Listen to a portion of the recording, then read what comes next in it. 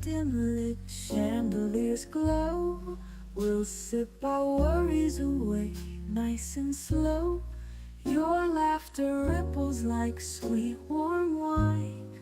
In this jazzy sultry space you're mine. The saxophone croons a velvet tune, while melodies dance beneath the moon. We'll toast to moments both grand and small, in this hazy, lazy, jazz-touched hall. Let's sit together in the mellow night. We'll drink to love till the morning light. Every glass we raise a promise true. Here's to the magic in a drink with you.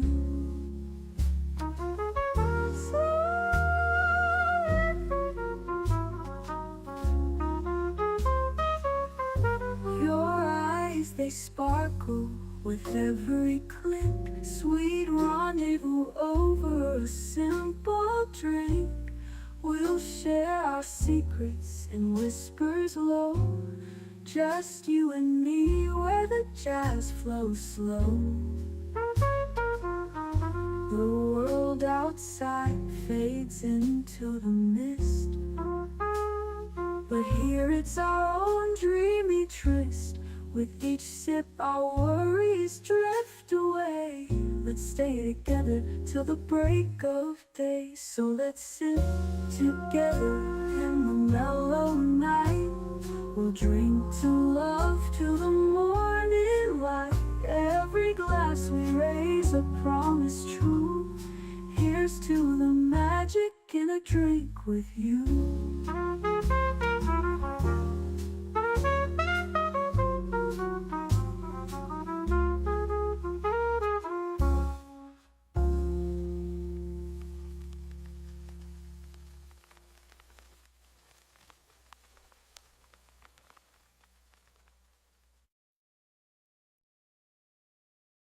The following live stream has been approved for appropriate audiences.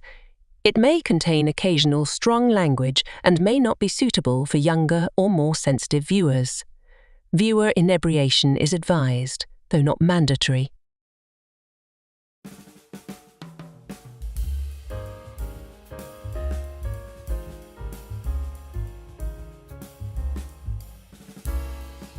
We've talked before about must-see TV.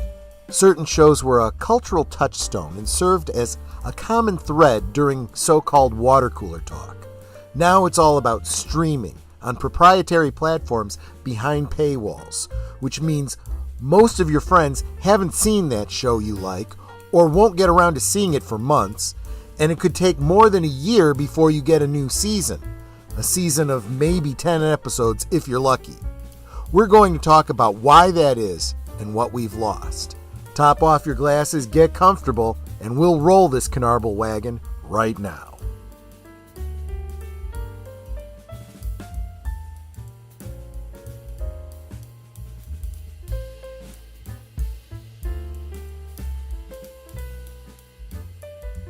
Last Call is streamed before a live audience.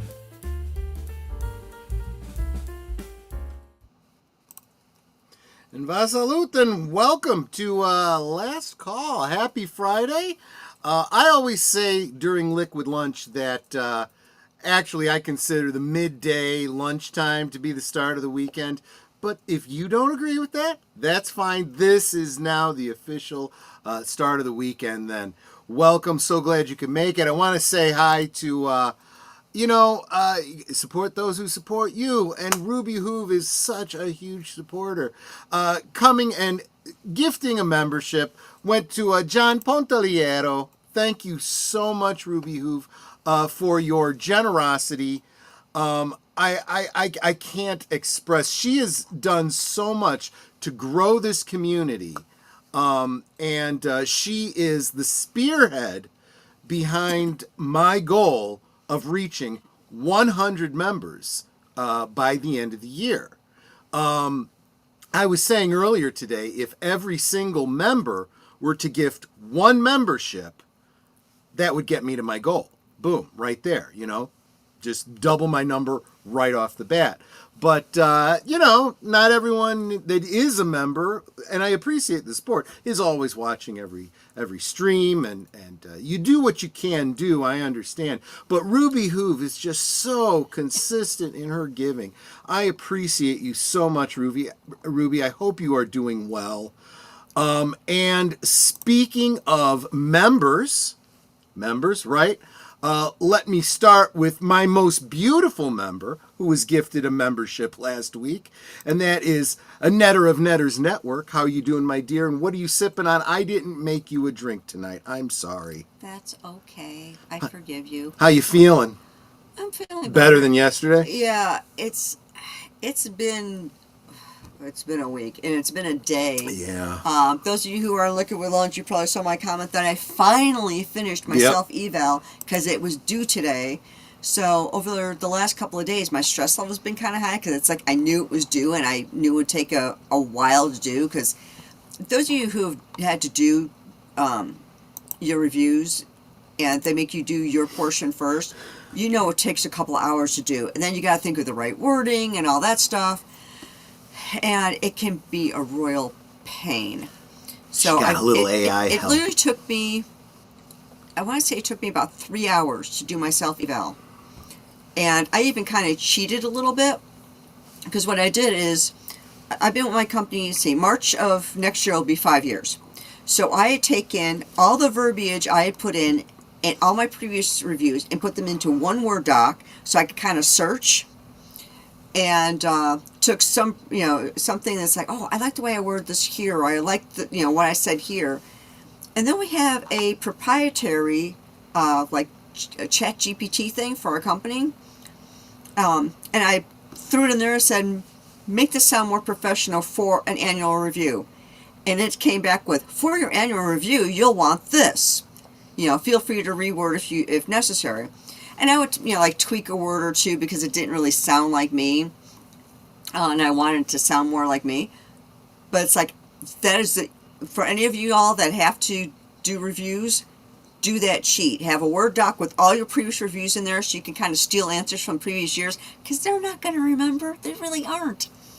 Especially if you've changed managers or whatever, like I have. I've changed managers 1, 2, 3, 4, 5 times since I've been with the company. So, yeah, they're not going to know or remember. So that's a nice little cheat for you. I do want to point out that the use of a chatbot to upscale the language that you're using in a business letter, let's be honest with you, that's what those AIs are actually for. They are basically just language and grammar checkers on steroids. Yeah. That's really all they are. So, and I have another helpful hint for you, because I'll write down little notes every once in a while when I come across a little cheat. And today I was like, oh right, I've got that one. If you hit the Windows key and the letter H, it will come up a little microphone and you can talk, and it'll type what you're saying. It made it so much easier when I got tired of typing, because I am not a fast typist. So the boomers learning the technology here. Well, I didn't know that cheat existed. That's okay. I'm learning this stuff too. I'm not casting aspersions or anything. And if you're like me, your thoughts will get ahead of what you're trying to type, and it's like, wait, what was it I wanted to say now? And so you'll lose something if you're trying to type, because you usually type slower. Pretty soon you'll just have chips in your head and you'll just think the words onto the paper. So I was able to just call up the microphone and say, I want this bullet point, I want this to say this, I want this to say this. And then so I threw it on to our chat GPT thing and said, make this sound better. So I was able to get my self-eval done. I'm really happy with the way it turned out. And then me, I'm always like, duck you, auto cucumber. It's never a duck. But anyway. Yeah. But yes, I am feeling so much better because all the stress is gone. I am sitting here sipping on my Polar just brand, seltzer water. Black cherry seltzer water, which is my usual. Certainly. And if you know how I can get a sponsorship from them, that would be great. Be amazing. And speaking of members, member for one day, well, not quite a day yet, but will have been a day today, is Aged Boomer. And I never really thought about it, whether or not you were a member or not, but you became a member today. Welcome to membership. I figured it was time. What, did they give you a 25-cent raise at work and you figured Oh, very funny, man. splurge? No, man. No, I for some reason I thought I was too, and I'm like, I'm technically not a member, am I? I'm not, so I was I like, thought maybe you were just real eager to watch Zombieland on Monday, or even. Well, actually, I'm going to open up the members' night at the movies to all audiences a week from Monday, because that will be the day of my annual holiday special, Life Day celebration. So you could join us for that by all means. I think I think you and I though should definitely do a Christmas one, a Christmas movie that's not exactly a Christmas movie, but it takes place at Christmas time, that sort of deal, like we did last time. Are you going to tell me Bad Ronald takes place at Christmas time or It something? does like not, that? so you're lucky there, aren't you? Okay.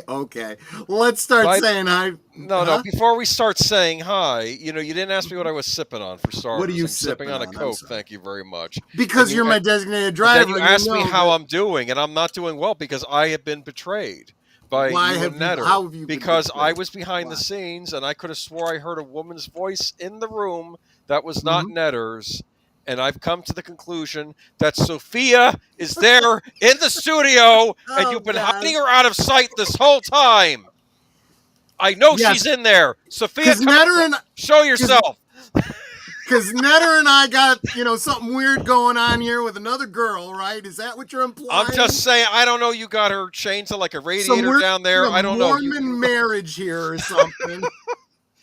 I'll free you, Good God. Sophia. I'll be your knight in shining armor. I'm sorry. Well, hey, if it's an excuse to get you to come up to visit from Funny man. Florida. Yes. Well, Not this time of year, isn't clear it all your cold? toys off the Yeah, floor. exactly. Toys. I've got, because I'm working on a Yeah. Cantina video. And I have stuff. to say, I think my little stint as a Lego nut might be coming to an end again, because I'm like, Those Is there- prices are getting pretty bad. well, it's not even so much the prices, because like anything, if you can find bargains, like right now, Target, if you want to buy from Target, Walmart, other places, they're discounting some of the sets that are getting discontinued. So if you want to get a deal, like the Blacktron Sure. set I got, if I'd waited a couple weeks, I could have saved $20 on it. But Yeah. but it's they just take up a lot of room, and they're Yeah, also they do. a lot of little teeny pieces that you got to fit in just the right way. And I'm like, maybe. And I'm maybe I'll also take a break. realizing as I get older, I'm starting to look at my collections of things and starting to go, maybe I should start minimizing a little bit, especially if I'm going to be moving in the next decade or so. We'll see. But anyway, yes, let us say hello to Yes. starting with Lady Mist, who is dropping the blue emojis, which encourage Netter so much, and she says hello to me. Thank you so much. Lester San Jose Skeptic Tank Obsessions says, ooh, we'll tune in when home. He's on his way home. Be careful. Drive safely. By the way, those of you that joined me for Liquid Lunch know I'm drinking a vodka cranberry right now. Actually, I opted, instead of going with cranberry, it's actually cherry. And you can probably tell by how dark it is. I went kind of heavy on the juice. It might lighten up as the night goes by. We'll see. Welcome, Connie Cleary, Bird Woman of YouTube. JPRPH1, thank you so much. Faithful channel member twice over. Let's see here. Mark Melnikoff, here I are. So glad you are here. Salute from Deleted Scenes. Good to see you, my friend. Let's see here. Greetings from the Panhandle of Florida, aka South Georgia. Speaking of South Georgia, Panhandle of Florida, are you going to MegaCon? Because Netter and I are. And we're hoping to meet up with a bunch of other YouTubers down there. Hope you can make it down to see us there. It'd be really awesome to have a meetup. Of course, I did say hi to Ruby Hoove, who gifted that very generous membership to John Ponteliero. Thank you so much. Mark Daly says, smooth jazz time. Yes, yes, it is. Around here, it always is. I don't know about all of you. I come from a generation where jazz is relaxing music, but I always associate it with the holidays because of Vince Guaraldi and his trio. Let's see here. Netter calling me the love of her life. She is so wonderful. And that's what she says to me when she's not been drinking. You know what she says to me when she has been drinking? I'm tired. Jonathan Conroy says, hail all. Smash the like button and enjoy the show. Yes, I hope you do. And your weekend. Have a great one, y'all, says Ruby Hoove. Thank you so much for stopping in and being so generous. You are truly, truly one of the good ones. And John Ponteliero did pop in to say thank you to you, Ruby Hoove. Here's to the magic of a drink with you. Yes, exactly. You guys are starting to learn the words to that song. Like, share, subscribe, and become a member. Don't disappoint me.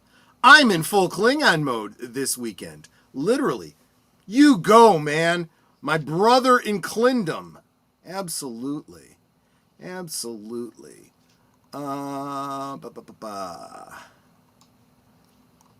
Meeting out the success to all the listeners. Thank you so much. Curtis Selby, the tired midnight blogger, is at work, but he's listening. I agree with you, but unfortunately my boss doesn't see it that way. I must have missed a comment, but that's okay. That's okay. Mark says, are we going to have a conversation? You were right again. Yeah, wow, were you ever right? That's usually a bad thing. Usually the things I'm right about are things I wish I wasn't. So I'll be interested to hear what you have to say. Yes, Mark, I do also know that I missed a couple calls from you. I've been out and about. You guys should know I'm a boomer. I don't take calls when I'm in the car, when I'm in a store, any place that you wouldn't have been able to reach me if I had a landline. Because I don't think it's appropriate to be taking private calls in public. That's just me. Especially the movie theater.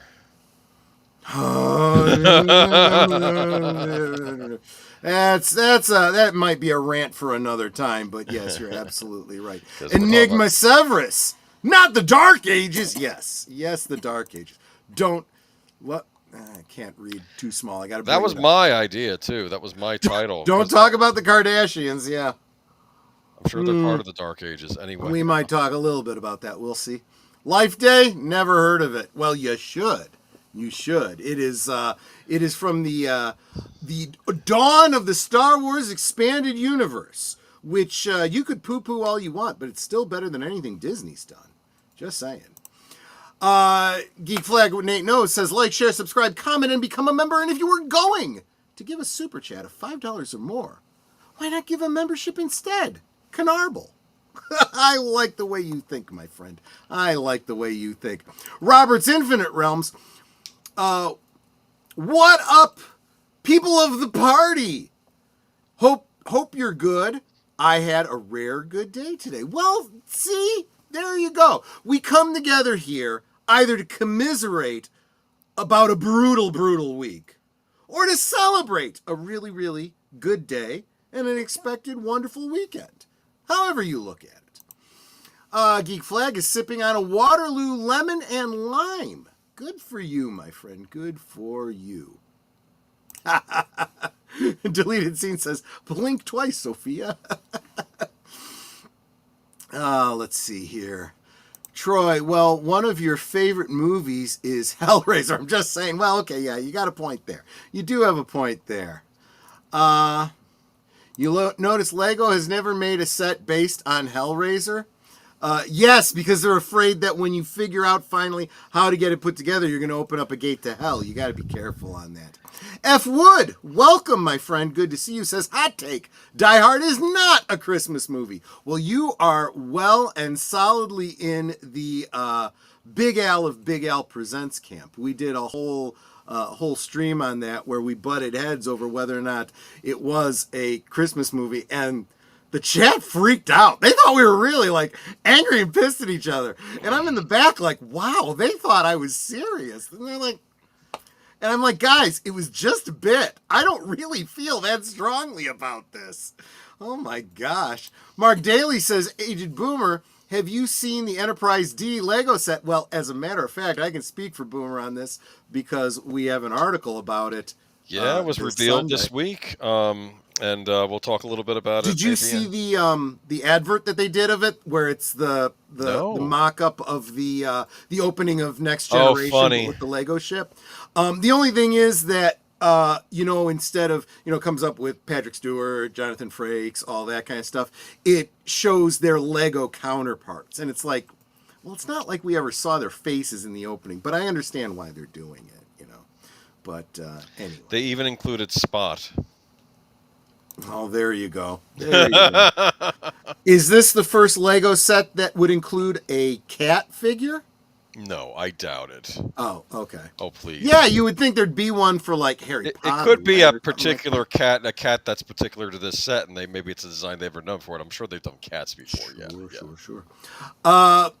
Membership drive. That's right. For as little as $2 a month, you can become a member if you're not already a member. And for $5, you can gift a membership to some random person that you can pull into our little family here and help grow the community.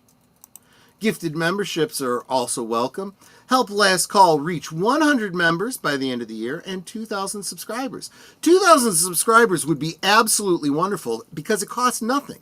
All you got to do is share out the streams, share out my channel, and just tell your friends on social media, hey, this is where I hang out on Friday nights. I think you would enjoy it too. Just come on in and hit that subscribe button. Please, please, please. Let's see here. Mark Daly says, yes, barring unforeseen disasters, which do happen, but usually not so much by March. The windy season is over by then. Like cracked tooth or unemployment, well, that can happen at any time, right? I will be in Orlando around MegaCon. Good. I will find ways to let everybody in the community know where I'm going to be and when Netter and I are down there for MegaCon. When is MegaCon? It's in March. It's March. Oh, wait, give me 1 sec to look at the calendar. Netta's going to look it up, and she's going to let everybody know in just a moment. 2 seconds. Okay, it'll be March. Well, if it starts on the Thursday, it's the 19th through the 22nd. Yeah, so that weekend of the 19th. And we will be there. We'll actually be arriving probably on the Wednesday, the 18th. So, yeah, if y'all are coming down, we'd love to meet up. Oh, I agree with you with the boss. It depends on the boss, because I've had bosses that were, very much of the same mindset. I've actually had bosses where it was like, it's time for a late Friday meeting. Oh, for crying out loud. Do you have anything really important to do? No, not really. Okay, come on in. And then we just shoot the shit for the week, for the last hour or two of the day. F. Wood says the Mandalorian is great. Well, maybe the first 2 seasons were. I would agree with you on that. Yeah, the Romeo and Juliet story with the 2 species aliens. In Star Wars? I just remember we were talking about it with Pops, and I'm watching the scene of like the Mon Calamari and something else, and it's like it's a yeah, the Mon really? Calamari and the other the Aqualish race, or whatever it is, from their planet. Yeah. And I remember writing in the comments like, is that a romance going on between 2 different species? And you said it's Romeo and Juliet. That's what you said. Yeah. Good to know we haven't touched the subject as I munch on butter, kimchi, and bacon. That's a heck of a combination. Kimchi and bacon. I am open to trying it. I absolutely am. I've ever tried kimchi. Have you? I have. You probably would like it. You like, what's that kraut? Sauerkraut. You like sauerkraut, yeah. Oh gosh, I haven't had sauerkraut. It's in years. another fermented vegetable. Die-hard debate can rupture friendships. Only if you feel really strongly about it. I mean, it's like Netter and I being on opposite sides of the. He sucks, I'm Cubs. Yeah, and it's we say that, but neither one of us really gives a crap. Die Hard is 129% a Christmas movie. Why 29%?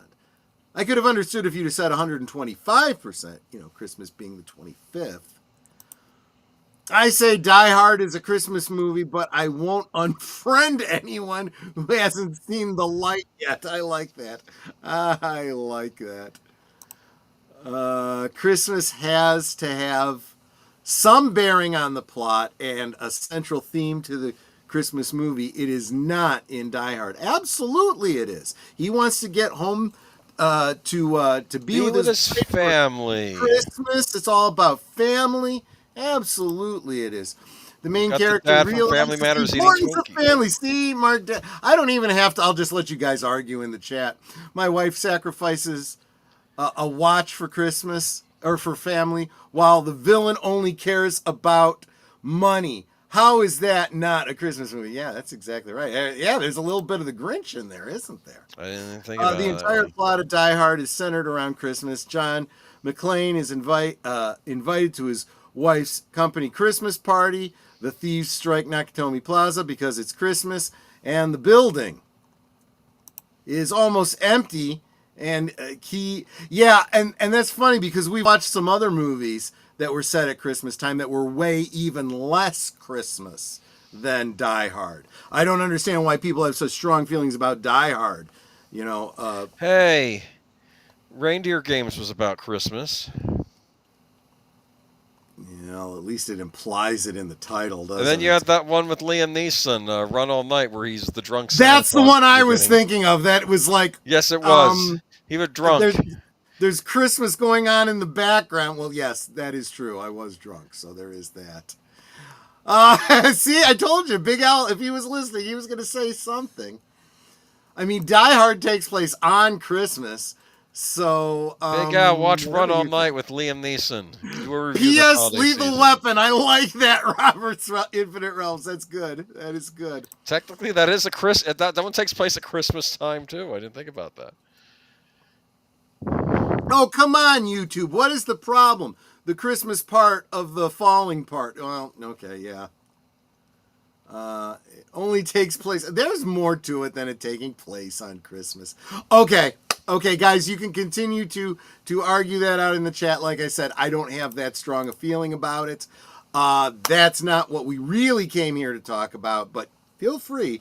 This isn't like school where you got to pay attention, and there's going to be a quiz or anything like that. You guys can talk between yourself, pass notes and stuff. Okay. But let's get to talking about the dark ages of TV. What do you mean, the dark ages of TV, Aged Boomer? I mean the dark. Okay, so there's like the golden age of TV, right? You've heard that expression, which I would say starts with the X-Files. I thought it started with like the Honeymooners and I Love Lucy. Give me a break. Okay. Give me a break. No, the X-Files really was a big start of something new. Sopranos was part of that. Yeah. Maybe even Game of Thrones and Breaking Bad from the last decade. Yeah, I would throw those in there. I mean, Game of Thrones had that final season, but up until then, it was must-see TV. Now we're just I don't know what's going on with TV. I don't know what's going on with the networks. It's like a wasteland right now. It's like the 2020s happen. It's like there's no more TV. Welcome FKHC 2005, otherwise known as Tim. Is Debbie Does Dallas a Christmas movie? I don't know. Does it take place at Christmas time? I Listen to honestly me. do not know. We are here to talk about television, not movies. Okay. Now, for a while, television was considered like well, we're going to get into that with an article later, but it was kind of considered less than movies. But then TV started getting better. I mean, Yeah. I know some of you will poo-poo this. Lost was a big deal when that was on. You had sitcoms that were a big deal, like Seinfeld, later The Office. True. I mean, it was a big deal, and now here we are, and I almost think this is a follow up to our must see TV stream because Sure. where are we? Let's look. I'm going to credit Wikipedia with this. Let's go. Well, you like that image, by the way? Does that come from Fire Walk with Me? It does. I thought so. You'd recognize I thought it. so. Yes. Yeah. All right. So anyway, let's just get into it. So you need to study this legend. Okay. Light blue. There will be a indicates quiz local on this, programming. apparently. Red indicates series being burned off and other regularly scheduled programs. Light gold indicates programming produced outside the United States. Bronze indicates reruns of program that originally aired on cable channel or streaming service. So this would be like if they put Star Trek Discovery with less cussing on regular TV. That would be the bronze. Okay.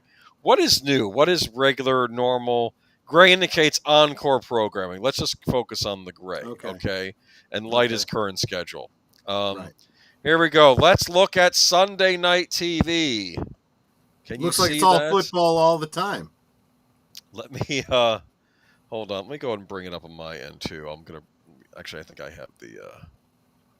There it is. Let me bring it up so I can look at it on my end because it's hard to see on that screen. Okay, so we got Sunday night ABC America's Funniest Home Videos. That's still kicking. Let's pause right there for a second. I would argue that America's Funniest Home Videos, and for the younger among you who might not know, America's Funniest Videos was really the start of what you'd consider reality television. It was non-scripted television that didn't cost much to make. They used submissions from the audience, and I would almost argue that that's where we started the downward trend into a lot of reality television. But that may come up later on. Well, now we have TikTok for this sort of thing. Well, yeah, you're right.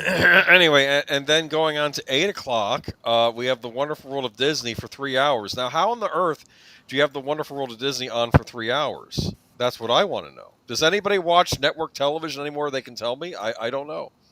I can tell you. It depends on. You see, this is where if this was the old TV guide, I would have to look down and see what movie they were showing on The Wonderful World of Disney. Because oftentimes what they would do is a whole movie and they would not edit it. They would just splice it with the commercials and that would make it longer. They're flooding these things with commercials. A 2-hour movie, you can get an hour's worth of commercials out of. I didn't even think about that. Yep. That was a problem going on even in the aughts in the 2010s, how they kept injecting more commercials between breaks, but it must be nuts now. Then we have The Bachelorette will be on I in the do spring. have to say, this is why I said in quotes, unscripted, although, yes, it actually was scripted. Okay. I know that, but, Anyway, but yeah, The Bachelor and The Bachelorette. Yeah, this is what I'm talking about. Here's your reality television. Oh, here's a good one. I read an article on The Bachelor. In fact, it was like the Silver Bachelor or something like that. Okay. So he picks the winning lady. They get married. On their honeymoon, she goes, "Would you mind sleeping on the couch? I don't want to sleep with you." This is their honeymoon. Wow, dude, you got to consummate that marriage, or you could actually. I would argue, even if you're not going to consummate it on the first night of your honeymoon, it's time to maybe start getting used to sleeping in the same bed. At least, It's like, if you're interested in this guy, why did you agree to marry him, you dummy? Welcome, writer Albert Lanier. Well, I would also argue, why didn't they figure these things out before the I Do's? The Wonderful World of Disney was a long-time programming block for ABC since the 1950s. I assume it's gone. Yes, it is gone now. I'm sure it went long before they started doing their own Disney Channel on cable and now But whatever. it's here. Yes, he's saying Oh, since okay, the yes. 50s there was a Yes. TV block for it, and what they would do is they would block out a section of time on the network, and I'm just saying that some of the movies that they did, they didn't want to edit anything out of them, so they would have a long night with a lot of commercials, so it could take as much as 3 hours. Yeah. What else do we got? Look at CBS there, though, huh? 60 Minutes getting delayed into the 8 o'clock time, I guess, because of football. The NFL. Yeah. You have Tracker, which is a. Wait. I never caught this. So the NFL was being carried on CBS and on Fox. Yes. And on NBC. Yes. There's football on every channel. It's possible. Maybe we'll miss Flipper.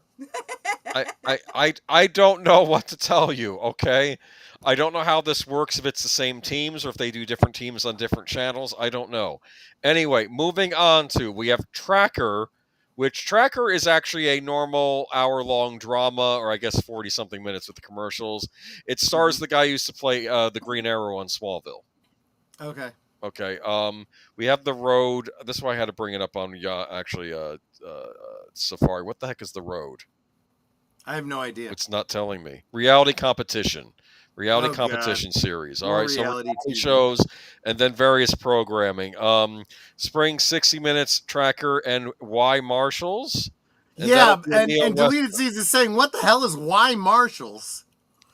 Is this that show that was supposed to have Scott Bakula on it, and I guess it wasn't going to have him on it now? Okay.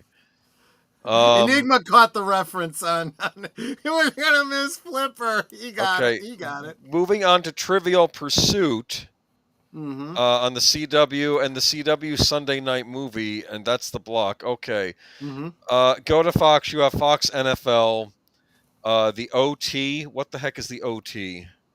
It was one of those post-game overtime. I got you. Okay. Yeah.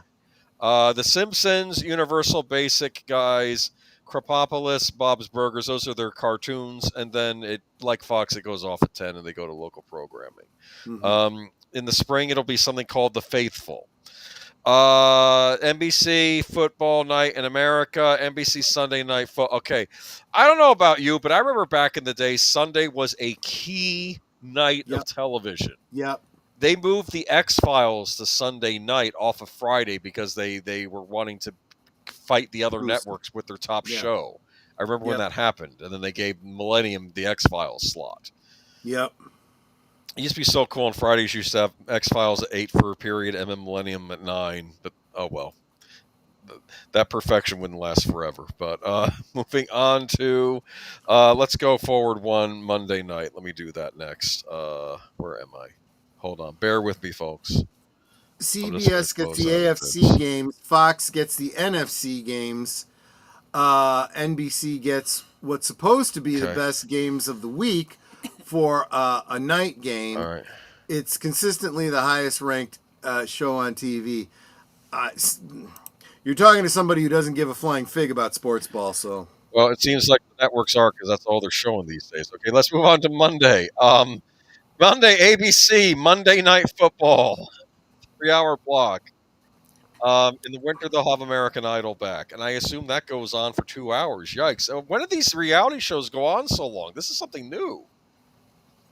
Because they probably don't have anything else to show. So CBS 8 p.m. is The Neighborhood, which is an American television sitcom, and DMV, which is another workplace comedy, I guess, about the DMV, and FBI, which is American Police Procedural Series, created by Dick Wolf, and Watson, which is basically House. They redid House. Yeah, I'm not joking. I've seen a few episodes. It's House. It's medical mysteries, except it's modern. Except it's Dr. Watson this time, and Sherlock is missing or dead. I think it turns out he's not dead. He comes onto the show at some point, and it's modern times. Anyway, what else we got? We got the CW, TV we love, Penn and Teller Fool Us in mid-fall. Now, Penn and Teller Fool Us, you can catch clips of that on YouTube, and it's actually not a bad show. I really kind of like it. I'm not saying all these are bad shows.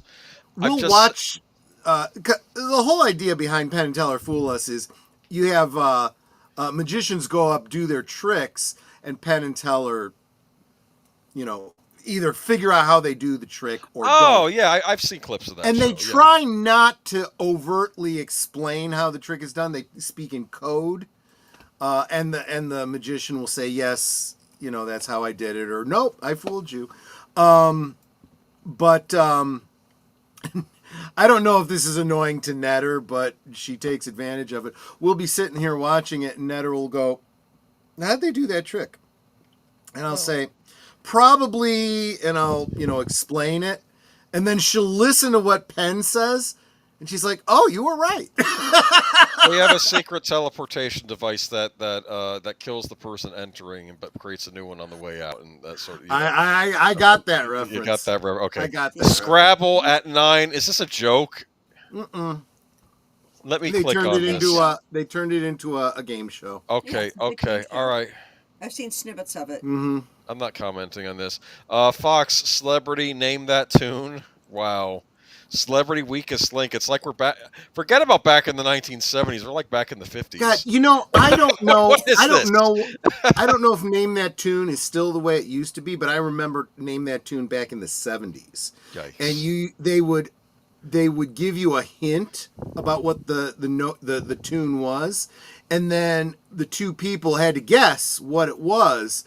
And if the hint in and of itself wasn't enough, you'd want to hear as much of the melody as possible. But they would bid it down. I could name that tune in 10 notes. I can name that tune in 8 notes, whatever. And if they were very confident, they're like, I can name that tune in 1 note because they got it from the hint, Yeah. So yes. So you got The Voice on Fox, and then on NBC you have St. Denis Medical, which is a mockumentary sitcom.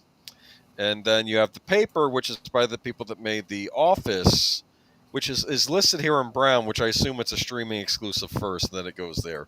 And then you have The Voice from 9 to 10, and then some show called Brilliant Minds, a medical drama. A lot of medical dramas I'm noticing. This is... Mark Daly says House was basically a Holmes adaptation too, but they weren't blatant about it. House is Holmes. Yes. Obviously. Wilson is Watson. Cuddy is Adler. And the disease of the week is the criminal. Yes, that's absolutely true. Plus, you have the drug addiction of the main character and all of that as well. Of course, he is a savant who is antisocial. There's a lot of great parallels to it, but it wasn't super overt.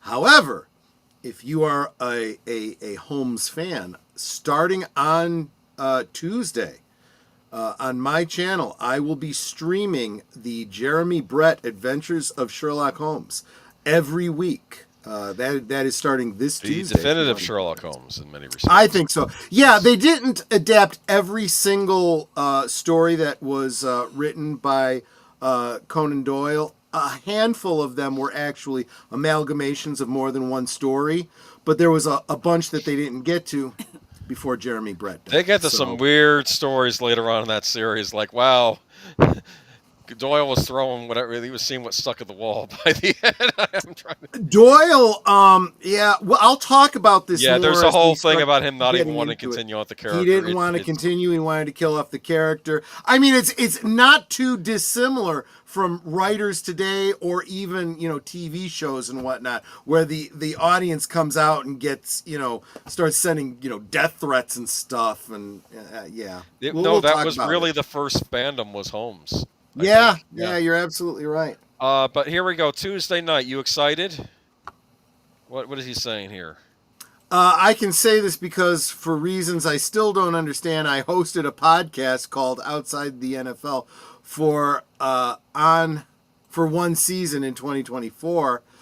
It was a bad experience, sad to say, in terms of doing the show. Yeah, I've heard some really bad things about the behind the scenes of the whole sports ball thing. So if I wasn't already not a huge fan of sports, I'm really not a fan of the broadcast of sports, I gotta say. It's like, screw it. If you are a fan, get your happy ass down to the park and support your team. Otherwise, get the F off my TV so I can watch, Deep Space Nine or whatever. Okay. Or Smallville.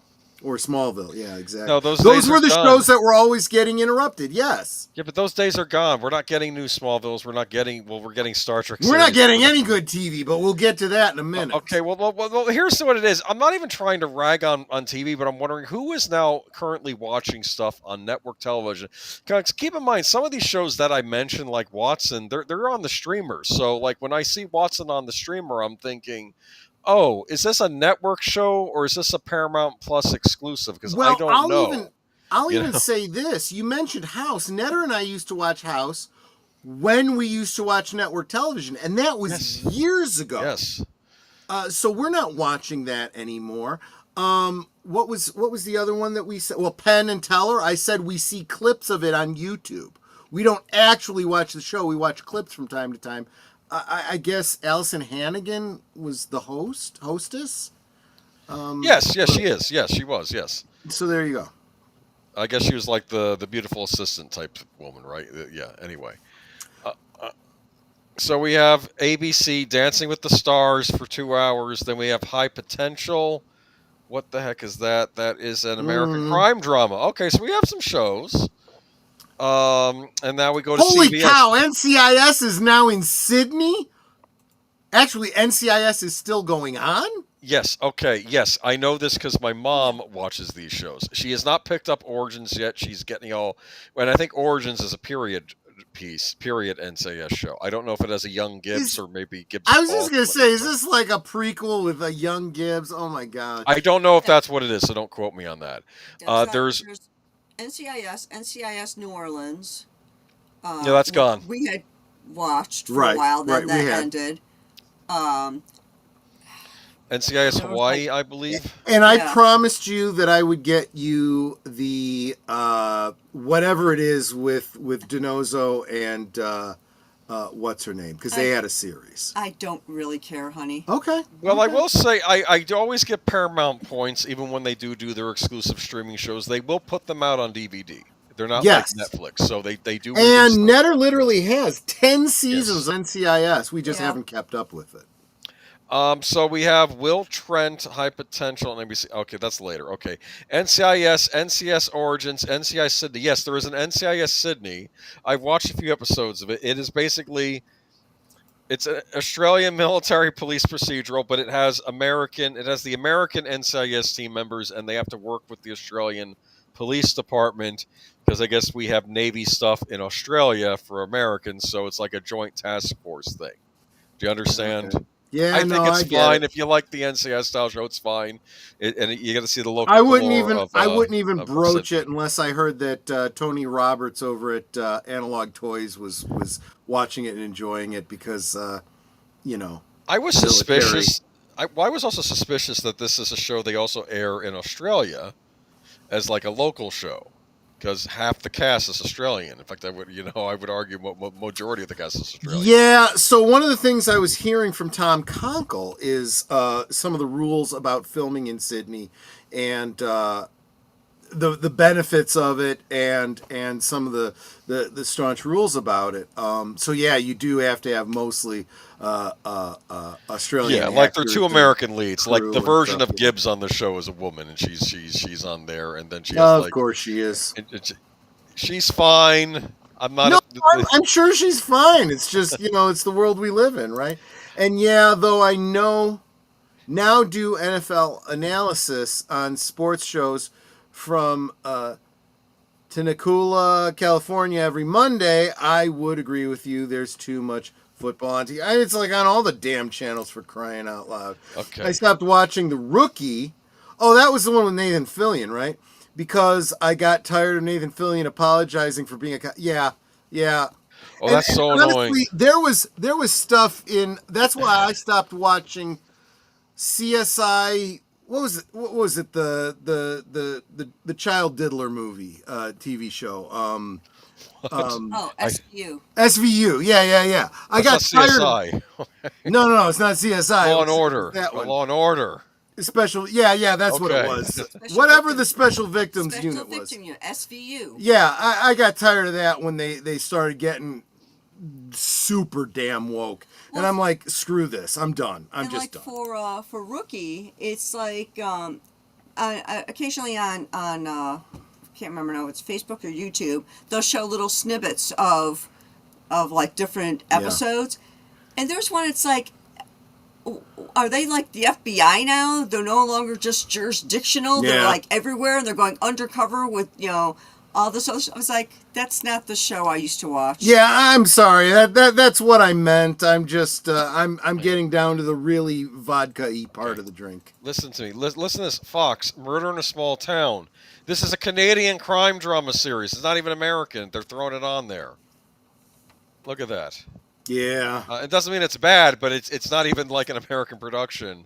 Doc is an American another medical show, and I would argue Watson's also a medical show, even though it's more medical mysteries.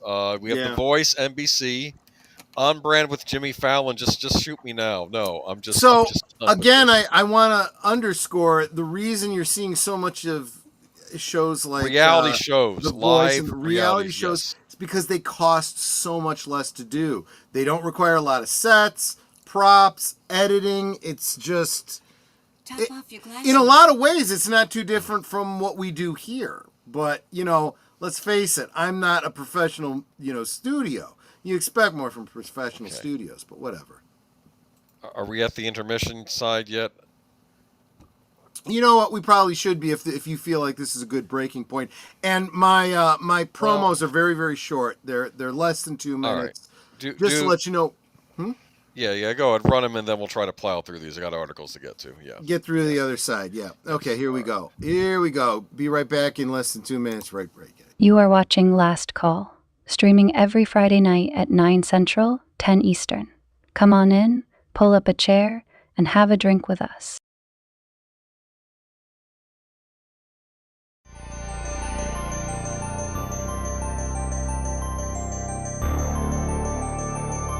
This week on Saturday Night at the Movies, Riggs and Murtaugh are on the trail of South African diplomats who are using their immunity to engage in criminal activities. Mel Gibson and Danny Glover are joined by Joe Pesci and the lovely Patsy Kensit in the buddy cop sequel Lethal Weapon 2. This week on Big Al Presents Films with Friends, Saturday at 9 Central, 10 Eastern. In a world where nearly all the entertainment is remakes, reboots, and rehashes of older properties, maybe it's worth it to get some commentary from people who experienced it all when it was novel and fresh. Catch Boomer and Pacelli on Geeky Geezers every Sunday night at 8 Central, 9 Eastern.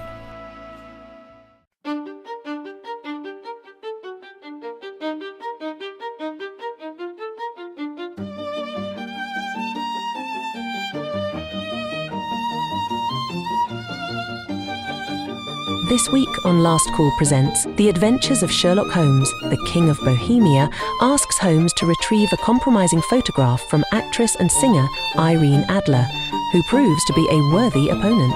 It's A Scandal in Bohemia, this Tuesday night at 9 Central, 10 Eastern on Last Call Presents. Did you top off your glasses? We now return to Last Call. I topped Are off. we back? Yes, Netter did top off my glass. And I gotta say, I gotta pat myself on the back a little bit. I am very proud of that Adventures of Sherlock Holmes promo. That, I think, turned out really, really well. I like the music a lot. The music, believe it or not, because I was concerned, I didn't want to use the music from the show. But I got something that was so close. I was like, oh my gosh, this is just perfect. Anyway, is everything okay on your side, Boomer? You sounded like you were a little freaked out on your end. No, here's why I'm freaking out. Wednesday ABC for the winter schedule, and maybe they're just bringing it back. Maybe it's like Scrubs: The Next Generation. Please tell me they're not showing repeats of the original Scrubs series. No. We reported on this on Geeky. Oh, I Geeks see. Okay, it is that they were back. doing a reboot. I haven't Okay. watched a damn episode of it, but we did talk about it. Well, no, it was a popular show back in the day, and I actually had it I don't know if we still have it on DVD. I had it for a while on DVD. Right. Shifting Gears, Abbott Elementary. I've heard of that one. Golden Bachelor. What is the Golden Bachelor? Is that like ABC's version of the Bachelor? I'm sure it's got to be the Golden something like Bachelor that. is older people. That's the one I said that Are you kidding me? The guy just got married and his wife told him to sleep on the couch because she didn't want to sleep with him. Dude, was it like some dude with liver spots and everything and just, No, the picture they showed, the guy was really attractive. He had silver hair. He actually looked younger than you would expect.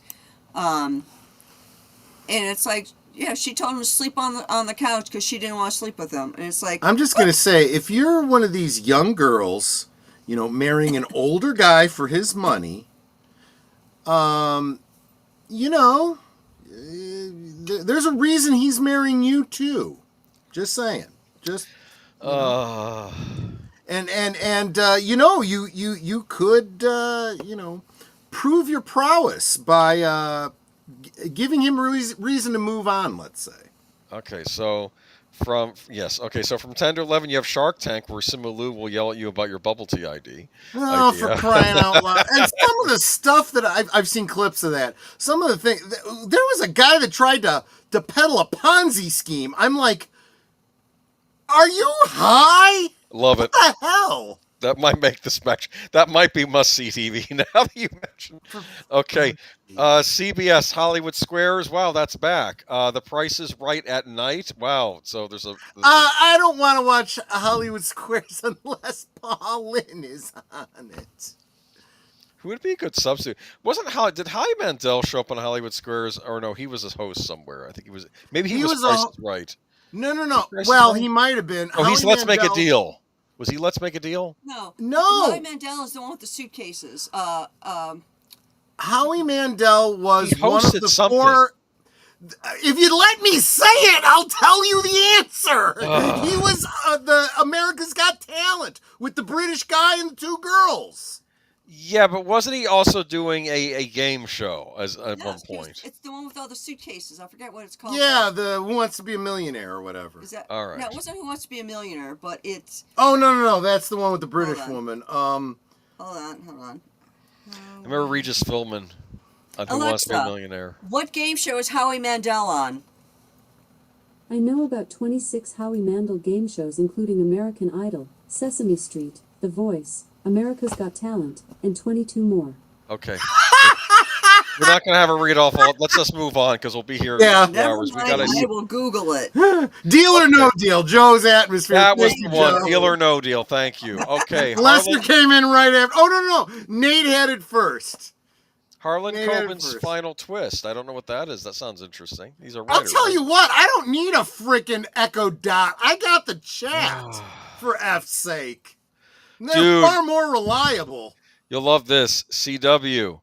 Law and Order Toronto, Criminal Intent. You thought the American show was woke. I really don't want to see any law shows set in Canada, let me tell you.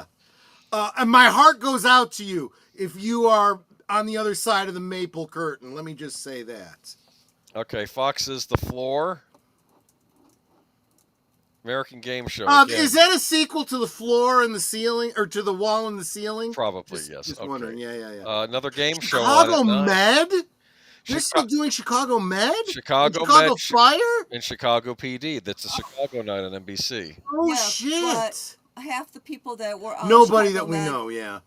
Half the people that were on Chicago Med and Chicago Fire aren't the same ones anymore. Like Casey's not there anymore. Apparently he moved on. Because I'm sure. I Googled to see what was going on with it because I hadn't seen it in forever. Yeah.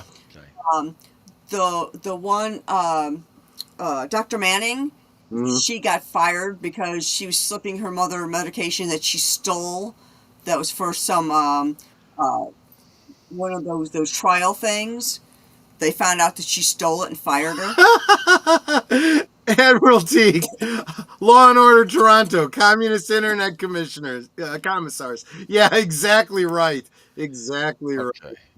So now we have Thursday. Now, we remembered back in the day, Thursday was the biggest night on television. So supposedly this should be the biggest night we have here, correct? Okay, I'll take your word for it. Let's go for it. 911 on ABC. That is a procedural drama. 911 Nashville, another procedural drama, and Grey's Anatomy. Grey's Anatomy's still on. Look at that. Okay. Let's see.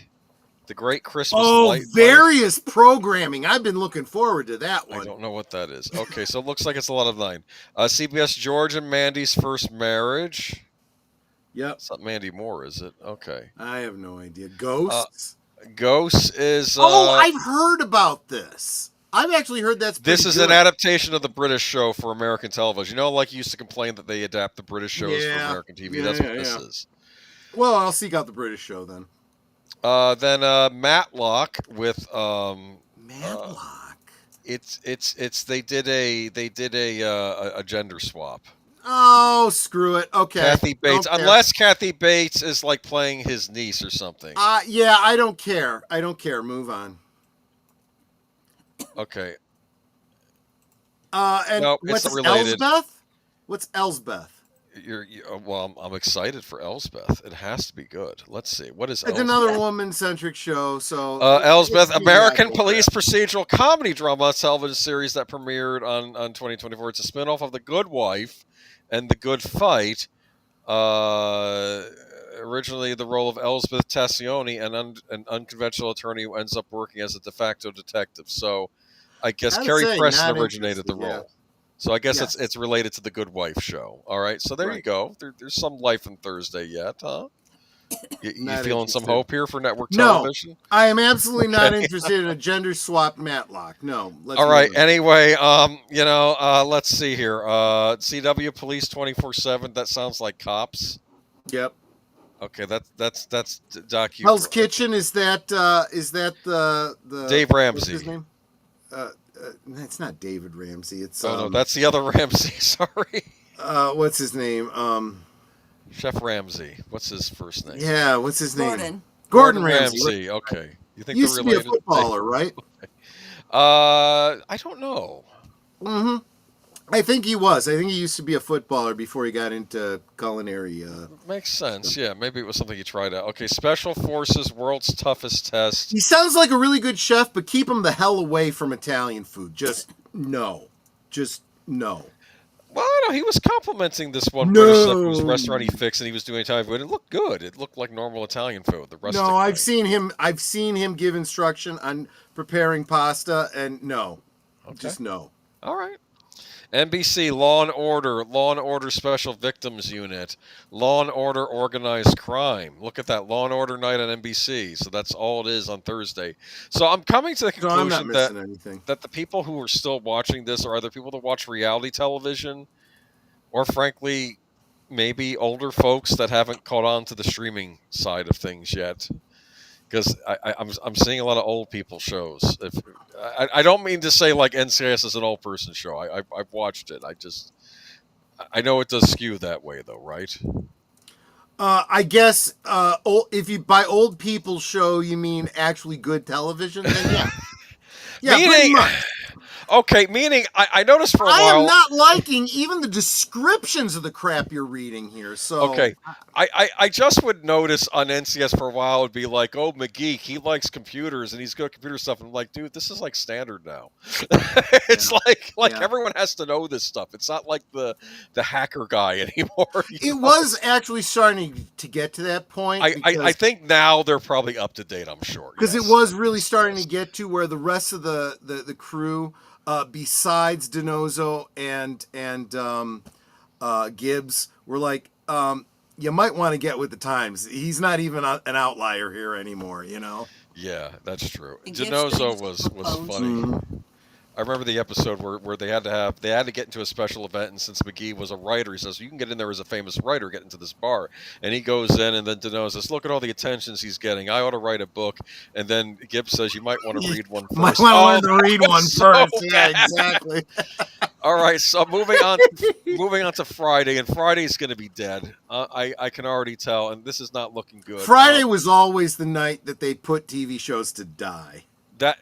They put Smallville on Friday to Die, and it still got great ratings. I loved it. I loved that. Like, oh no, they're putting Smallville on Friday. It's going to So cancel before it's. CW was so angry when they got this season. That, okay, one more season. That's it. 10 seasons. We never expected the show to last this long. So two comments I want to bring up that are not, in my opinion, mutually exclusive. NCIS is the last cop show standing, so it scooped up all the fans of all the dead cop shows. And then Admiral Teague says NCIS kind of sucks. Honestly, I don't know what it's like now. It probably does, especially it has since Gary. Ducky died and Gibbs left and DiNozzo left and... well, McGee is still on it, and they have Gary Cole as that. I always liked Gary Cole as an actor, so I don't mind him being on Gary there. Cole? Remember Babylon 5, Crusade? He was the captain on that. He was Lucas Buck on American Gothic. He's a good actor, and I think he's a good choice for like a lead if you can't get Mark Harmon back. But I've not seen. But I have no doubt it probably has gone downhill in the modern era. If you're going to depict cops, you got to make them the villains and stupid. And I'm getting sick. This is why I don't watch television anymore. So let's see: Celebrity Wheel of Fortune, Celebrity Jeopardy on ABC, and then 2020 for 2 hours. Are you joking? 2 hours of 2020. You looking forward to that? Also on NBC, you have 2 hours of Dateline at the same time. Well, considering I do not pay attention to mainstream media anymore, Those news because all they do is shows? lie. You know, it's as much fiction as NCIS, so screw that. CBS is actually trying hard. They got Sheriff County, Fire County, Boston Blue. I expect that Boston Blue is probably a spinoff from Blue Bloods. Yeah. So this is a great Which comment. I actually heard is a good cop show, unlike some of these others. Yeah. I actually know an NCIS agent. I absolutely hate the show because none of them are accurate to what NCIS really do, and he especially hates NCIS LA.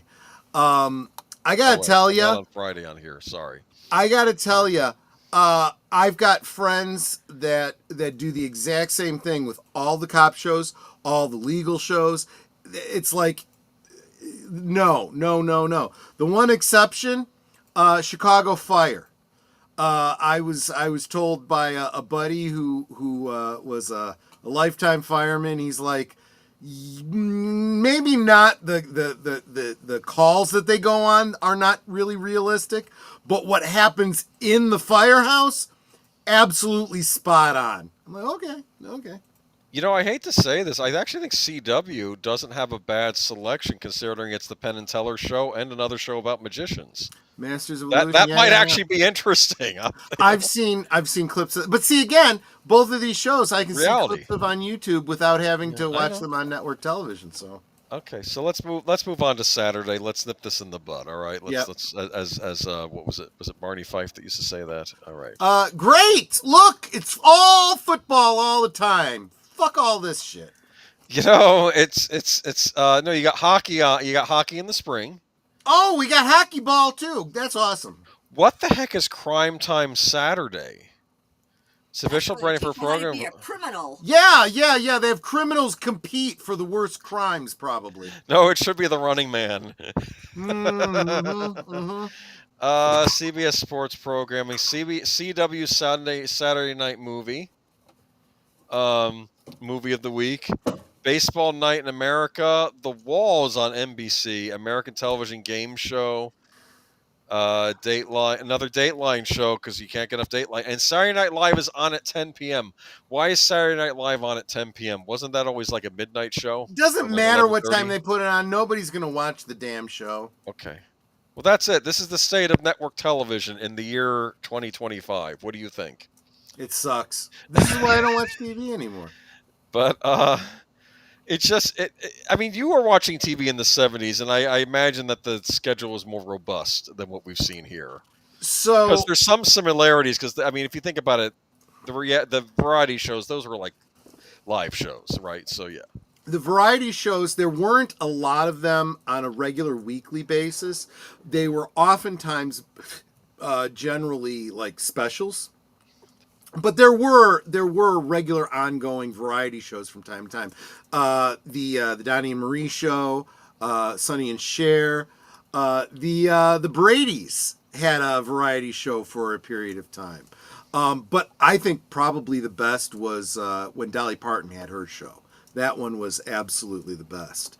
But those were not as ubiquitous as we had a lot more sitcoms back in the 70s. Happy Days, Laverne and Shirley. I remember watching Three's Company and laughing so hard I was in tears. Sometimes that show was just so funny. I really, really did enjoy that show. But real quick, I want to say hi to Daniel Barry, Sports Highlights. Happy Friday. Hello, everybody. Good to see you. You missed all our commentary about all the sports ball all the time on network television. I'm not a big fan. Just saying. I don't mind it, but it's like half of the TV right now. We did not talk reality about shows and cable. sports We were just talking about network television, Jesse. Well, thus far anymore. Well, we're gonna Yes, get into Carol smart- Burnett. Actually, you're absolutely right, Nate. Really the best variety show. And it was barely a variety show. It was more of a sketch show. But the Carol Burnett show was the funniest. It absolutely was. And there's clips of it you can find on YouTube now. And let me tell you, I laugh. Some of the standouts are the Gone with the Wind parody, the Harvey Korman and Tim Conway, the dentist sketch, and what was the untelevised version of the elephant sketch from Mama's Family. That one is just hysterical. I laugh. I to this day I can watch it over and over again. I laugh so hard. Dick Van Dyke was a guest on that one, and everyone. So you got Tim Conway telling a story about an elephant in the circus, and he's literally making it up as he goes along. It's complete improv. And you have sitting on the couch, you have Carol Burnett, Vicki Lawrence playing Mama. I'm forgetting what was it? Was Harvey Korman in that sketch? I can't remember. And then sitting like on the arm of the couch was Dick Van Dyke. And they're just listening to Tim Conway just prattle on. And just when you think he's done, he starts up again. And everyone is trying not to laugh because they're not supposed to be laughing. But he's cracking them all up. And when finally, after everybody's in tears laughing, there's a lull. And Carol Burnett starts to go on with the next line, and Vicki Lawrence says, "Are you sure the little asshole's done?" And everyone bursts into laughter, and Dick Van Dyke falls on the floor laughing so hard. It's just, you can find it. Look up the elephant sketch, Carol Burnett show. You'll find it. It's absolutely worth it. This was when TV was funny, let me tell you. Anyway. All right, let's move on to the first They article. did talk about the two elephants that were connected and they couldn't do the they can only go snork. Snorkel! You're talking about cable now, Jesse. I was just talking about the networks. Yeah, we haven't even gotten to anything about cable, yeah. Yeah, but I'm sure Adult Swim is in tatters right now too, because that used to be a block. Why TV sucks now? I do that. See that. So now we've talked about network television. Network television kind of sucks. So people have started going to streaming pretty much ever since 2019, really. And unfortunately, as I said in my opening monologue, what you end up with is, instead of being able to watch a show like, I don't know, maybe you'd watch Happy Days, Laverne and Shirley, whatever. Right. You'd go to school, you'd talk with your friends about it. Yeah, did you see? Yeah, that was funny. Remember when he said this and the Fonz did that, and blah, blah, blah. You'd pretend to be the Fonz, and there was role playing we did in grade school and stuff like that. None of that happens now. There is no must-see TV now where you watch an episode of a TV show that everybody's like. We've been rewatching Twin Peaks. Twin Peaks was absolute must-see TV, and then people would get together and talk about Twin Peaks, and they would say, "Well, what do you think this meant? And who do you think the killer was?" And blah blah blah blah blah. They called it water cooler talk.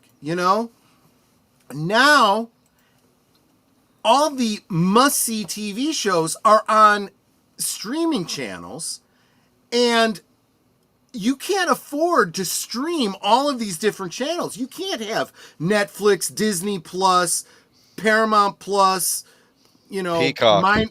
Minus Plus, XYZ Plus. You can't have them all. You can't afford it. You can't go a la carte like this. You might have one or two, and you only watch one or two shows on those channels. And then if you do watch it, only a tenth of your friends have it as well, and they may be waiting until they all release and will binge watch it or whatever, so you can't get together and talk with them about it. This is why you have so many YouTubers right now doing watch parties of it, so you have a group of people watching it together to discuss it. Yeah, That's the problem. Because the communal thing is no longer there. Yeah. Anyway, this is from medium.com. I figured I'd go over this because I think it's a good overview of what happened, where we are in this. Frankly, we're more than halfway through the 2020s now. We're 2025. Yeah. Got to just get to that 2030 to see where we'll end up next. But as 2024 brings a new wave of canceled shows and exciting prospects, fans are over it. Yikes. Since the strikes in Hollywood, productions have slowed and cancellations piled up. Production companies first blamed COVID for the late releases and now blame the strikes, but these excuses can only go so far. It used to be that TV shows had about 22 episodes a season, and the following season would premiere within 7 to 8 months of the season finale. Yes! Like you'd watch like Picard being abducted by the Borg, and then like if you have to wait a few months, and then look, now we get to find out what happened next. We don't get that anymore. And you would be following the trade magazines to find out, if Patrick Stewart renewed his contract, because that you knew was a big part of why that story was happening in the first place. Interesting. Yeah. Oh, you didn't know that? No. The way they wrote Best of Both Worlds. Remember, they brought in Commander Shelby, who was butting heads with Commander Riker, because she was a young go-getter, and he used to be that. And now he'd become complacent, and she gave him crap about it. And she was getting ready to pass him up for command. And there was a little bit of competition there. But then the Borg strike, they kidnap Picard, and then they have to work together. He takes command, she becomes his first officer, and they find out that Picard has been turned into a mouthpiece for the Borg. And when they end the first part, the season cliffhanger, they were getting ready to ram the ship. Yes. They were going to destroy the ship. And, well, that was their backup plan. They had a weapon they were going to fire, and if that didn't work, they were going to ram the ship. So, so he's ready to fire, and that's where they end it. He was literally going to, if it worked, he would have blown up the Borg ship and killed Picard. And part of the reason they went with that was they were waiting to see if Patrick Stewart renewed. If he renewed, they would go one way and they'd get Picard back. Shelby would go on to get her own command, and things would continue. If not, they were going to continue without Picard, and Riker was going to become the new captain of the ship. Shelby was going to become his first officer. Yes. Okay. Well, that makes sense now. But it's kind of weird that was probably an accident, and in many respects, I'll be blunt. I think it was TNG that created the big season finale cliffhanger. I could be wrong, but I don't know if there was other shows that did it before then. So it was interesting that they did it there, and To do a season ending cliffhanger, I can't yes, think of any. I think it was TNG that pioneered that. I could be wrong. There was a but, lot of shows in the 70s that would do two-parters. They would do two-parters, but not at the end of the season, like Right, continuing they one or would the other. usually be Yes. in the middle of the season, So I and it think would it was be a cliffhanger TNG. for the week. I think it was Yeah. TNG that pioneered that, and I think you might even be right Friends about would that. do cliffhangers. Like remember when Ross was getting was getting married to that whatever her name was, and then he said, "I Ross to take the Rachel" instead of saying his fiance's name. His And that fiance's was name was Emily. Emily, yes, right, Emily. that was funny. Anyway, Admiral Teague says, now I kind of regret that they rescued Picard. Yeah, I especially with what's happened more recently. Me and my monkey, welcome. Another new member today. Morning or night, I'm here for you. Well, I am so glad you are, my friend. Live long and prosper. Good to see you, my friend. anyway, so let me get back to the article. Now it's more common for a full season. Actually, no, you know what? Admiral Teague is right. Dallas did it before Next Gen did.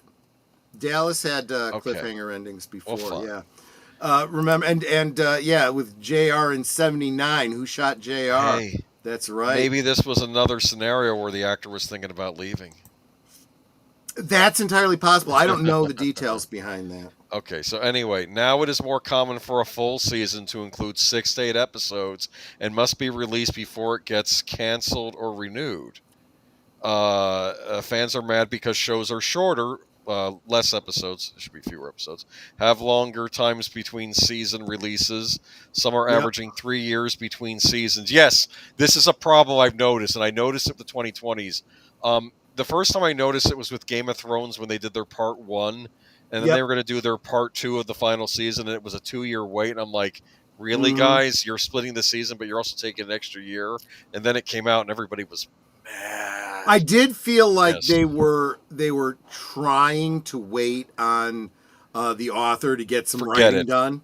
Nope. And it was like, we can't. We just got to get it done. And then, oh wow, I think there was a lot going on behind the scenes. They wanted to move on so they could do some Star Wars crap or whatever. But I think at the same time they were like, look, if the creator isn't going to take this seriously, why should we? Let's just finish this up and get the hell out of here, you know? So fans are mad because shows are shorter. Episodes are either full movies running in an hour long or barely hitting 30 minutes with only 8 episodes. This is a problem. Yeah, like you have some episodes. Wait a minute, Mark Daly. What are you talking about? Next Gen wasn't a cable show. Next Gen syndicated. was syndicated. Yeah, it was series. syndicated. It was UPN.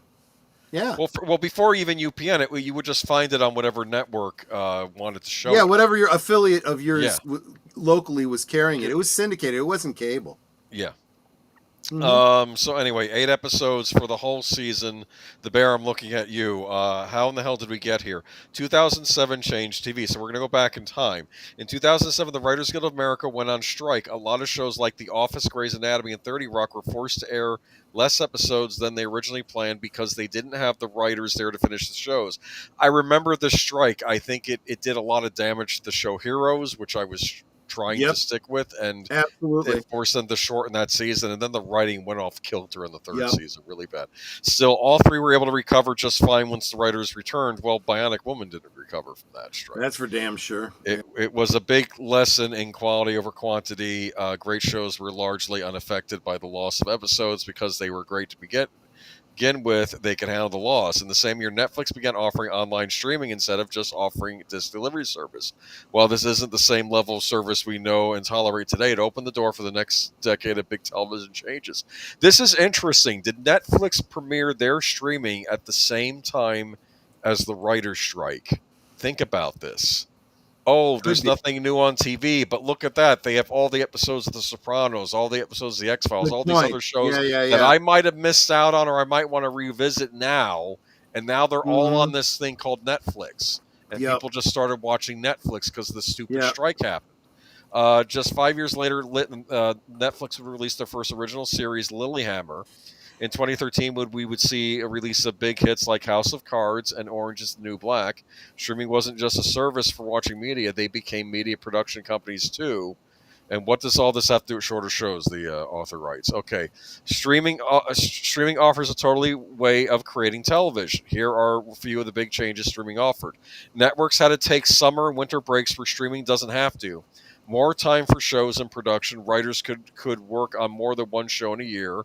Which, if you know the business, you know they have to jump and find as many shows as they can in order to pay the bills. Network television also has strict laws on how and when things can be aired. There are a lot of regulation and red tape for the content release. This is true. There's only so much you can do on network TV. True. It was interesting how shows like the X-Files and Millennium would they'd really try to do this mature content, but they had to be careful about what they could put on the show. Right. Episodes don't have to release one at a time over a few months. The whole season can drop at once. This has had some major effects in marketing strategies because buzz only lasts a few weeks at most. Shows will release and people will binge them all at once over a few days, which will generate a huge response online. Only if it's really good, very bad, or at a huge marketing push for release, which will either push the show into a second wake of binging viewers or the end of main watching period. Think about it. The buzz gets lost. True. It's really big, but then it burns out. No ad breaks, sort of. Now streaming platforms are starting to push for ad-orientated version of their subscriptions because they make more money. But for the last decade or so, shows didn't have to write for ad breaks. Bigger dedicated budgets. Netflix shows like Stranger Things hit $30 million per episode. Wait! I want to comment on what you just said. Yes. I want people to think about this for a second. Think back to a show like Star Trek: The Next Generation. They did a great job of writing the show in such a way that it came down. It was like chapters. Yes. You know, you'd have your prologue, then you'd go into the main part of the show. You Yes. get your first chapter, and a little bit like a minor, well, actually, right after the prologue, you'd get the opening credits. A lot And of then shows followed that format. Did they go into a commercial then, and then they'd come back for like they'd give you the name of the episode, and you get like the chapter 1, and there'd always be at the end of that chapter there'd be like a little hook to keep you get watching. you through the commercial, and then you go into Like chapter the little girl's 2. imaginary friend is actually real, that she's talking about, right? Exactly. Yeah, And then you go into your commercial, you come back, you get the the build up to a big denouement, and then you have another credit, then you have the resolution and epilogue, and they end the show. They had to write it in that kind of those Yes. kinds of beats. Many shows now what- followed that. Yeah, X-Files Now, what followed you're it. saying is you just have a Yes. slow build up to a denouement, and then either a cliffhanger or an ending, depending on what manner of show you're watching. And I want to say hi to Wilkie's Movies and Music. Missed you this afternoon, my friend. I hope everything is okay with you. I would have forwarded to you had I seen that you had a show this afternoon. But hope you're doing well. So writer strike, COVID. But I can still say that on YouTube. And economic fall. For the industry changing strike in 22, the pandemic, as I used to say, hit us in 2020. This halted all productions for months and forced the industry to get really creative in how they would come back to creating content. Lots of new release dates were pushed because no one could film safely. It took maybe a whole year and a half before production really started moving again. Then came the Hollywood strikes. So, yes, television has always been considered the writer's medium because it puts the most emphasis on writers than any other medium, film, theater, etc. However, a lot of people working television shows relied on residuals, especially the writers. With streaming, writers weren't getting paid for views on their shows. They were just getting paid to write them. We definitely talked about this. Every time the medium changes, the laws don't seem to apply, and they have to go through all the same bull crap that the previous generation did to get their rights. But actually, Jesse brings up a good point here, saying this is why TV was better than streaming, because back then the TV companies got the rating every week for their show, when a streaming service company will find out in a year if it's a hit. Now, so a lot of we've talked about this on Geeky Geezers. A lot of the bigger channels talk about this on a regular basis. You get a lot of this from Valiant Renegade and Culture Casino, but that's absolutely true. This is also why it was very merit based. If you did not write a show that people liked, it got canceled. Why did it get canceled? Because the advertisers did not want to advertise with you because your ratings were low. Whereas if you look over at cable, or not cable, at streaming, which is sort of you like have paid no cable. idea how good the show is. So you're just paying to advertise on anything and everything that streaming channel does. You don't know if you're getting any eyes on your products or not. And so that does not incentivize good writing. So you could be making crap full of your DEI messaging and not worrying about whether people like it or not, and keep raking in the advertising dollars. I want to make another point. If you're a professional writer and you're not getting paid, you're not going to want to work under these conditions. If you're an amateur writer starting out and you haven't gotten your feet wet, you'll take whatever you can get. And if you're an activist, you can use it. Well, it's not about the money. It's about pushing the activism in the writing. I love that Connie Cleary gave me $2 literally just to give me a thumbs up. Thank you so much, Connie. I super, super appreciate that. Yes, the plandemic. Exactly right, Nate. Oh, imagine that. Merit-based TV shows. Wow, what a concept. Well, and here's the thing, too, and this is another thing we've talked about, going back to what we were talking about as far as advertising on these streaming shows. You're starting to get these advertisers going, no, wait a minute. We want to know if we're actually getting our money's worth. We want some sort of a rating on your show. We want to know how many eyes we're getting on our products because of your shows. And they're starting to get worried because they're starting to go, oh, you mean we actually have to make good shows people want to watch? We just can't keep putting out shit that nobody's watching and telling you people are watching it. So, yeah. And so that was one of the big reasons was the writer run on strike in 2022 because of the pay cuts following the close behind. The writers where the actors also went on strike for similar reasons. Didn't the writers reach a deal, or was it it was the Directors Guild? That's right. They're the ones that reached the deal. And here's the other thing about that. So on the flip side from the advertisers, the writers are going, look, every time somebody streams the show, I want a cut of it. So that means now we need some sort of a verifiable system to know with transparency when people are streaming your show. Because the fact is, if it releases at midnight on Wednesday night, not everyone's watching it at midnight on Wednesday night. They could be watching it throughout the month. You have no idea until they actually watch it. So we gotta start accounting for actual streams of the show. Behind the scenes, they're thinking we can have the AI write the shows for us. Some executive somewhere. Because they've been so bad, AI probably could, and we wouldn't notice the damn difference. I've seen some videos of AI, and I'm like, this is terrible, but it's no worse than the shit that real humans are writing. So let's see. I'm not going to spend too much more time on this article, but will TV get better? Honestly, I think so. He's more hopeful at the end. Abbott Elementary is a great example of TV finding its footing again with streaming network space. Okay, you like Abbott. Well, and it goes to what I was just saying. I think there's a lot of pressure that they're going to have to start getting better or they're going to go out of business. So let's go to the next article, if you don't mind, speed me wrong. They kind of tricked everybody. The real reason streaming shows are canceled so early explained by TV writer. So Culture did talked about this a while ago. I think WDW Pro did as well. But let's go ahead and get into this. So a veteran television writer provides rare insight into the real reason why so many streaming shows are getting canceled after just 3 seasons. For a few years, Netflix was the most frequently cited example of a streaming platform that would cancel series after a brief run. But in recent months, competitors like Disney, HBO, and Apple have proved just as capable of canceling and removing originals in bulk. This typical reason cite complicated tax write-offs and the general but unspecified sense that a new comedy or drama has not performed up to expectations.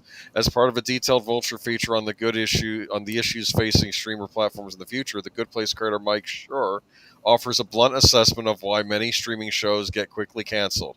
If a TV series was a success under the old way of doing business pre-streaming, the creator earned money from advertising, syndication, and selling the rights internationally. With streaming just now introducing ad tiers, showrunners were instead offered a system where they would receive bonuses for each subsequent season. Those bonuses aren't always paid out because most shows only last for 1 or 2 seasons. Read the details below. Oh my goodness. Let me see. Yeah, under the old TV model, Chris quote: "If a show was a success, creators stood to get rich on back-end profits. With all of linear TV revenue streams combined, ad plus syndication plus overseas rights, a studio might bring in $3 for every $1 in costs on a hit. The problem for right." Go ahead. I'm sorry, I didn't mean to interrupt you in the middle of a sentence. I thought you were done there. No, it's all right. I'm almost done.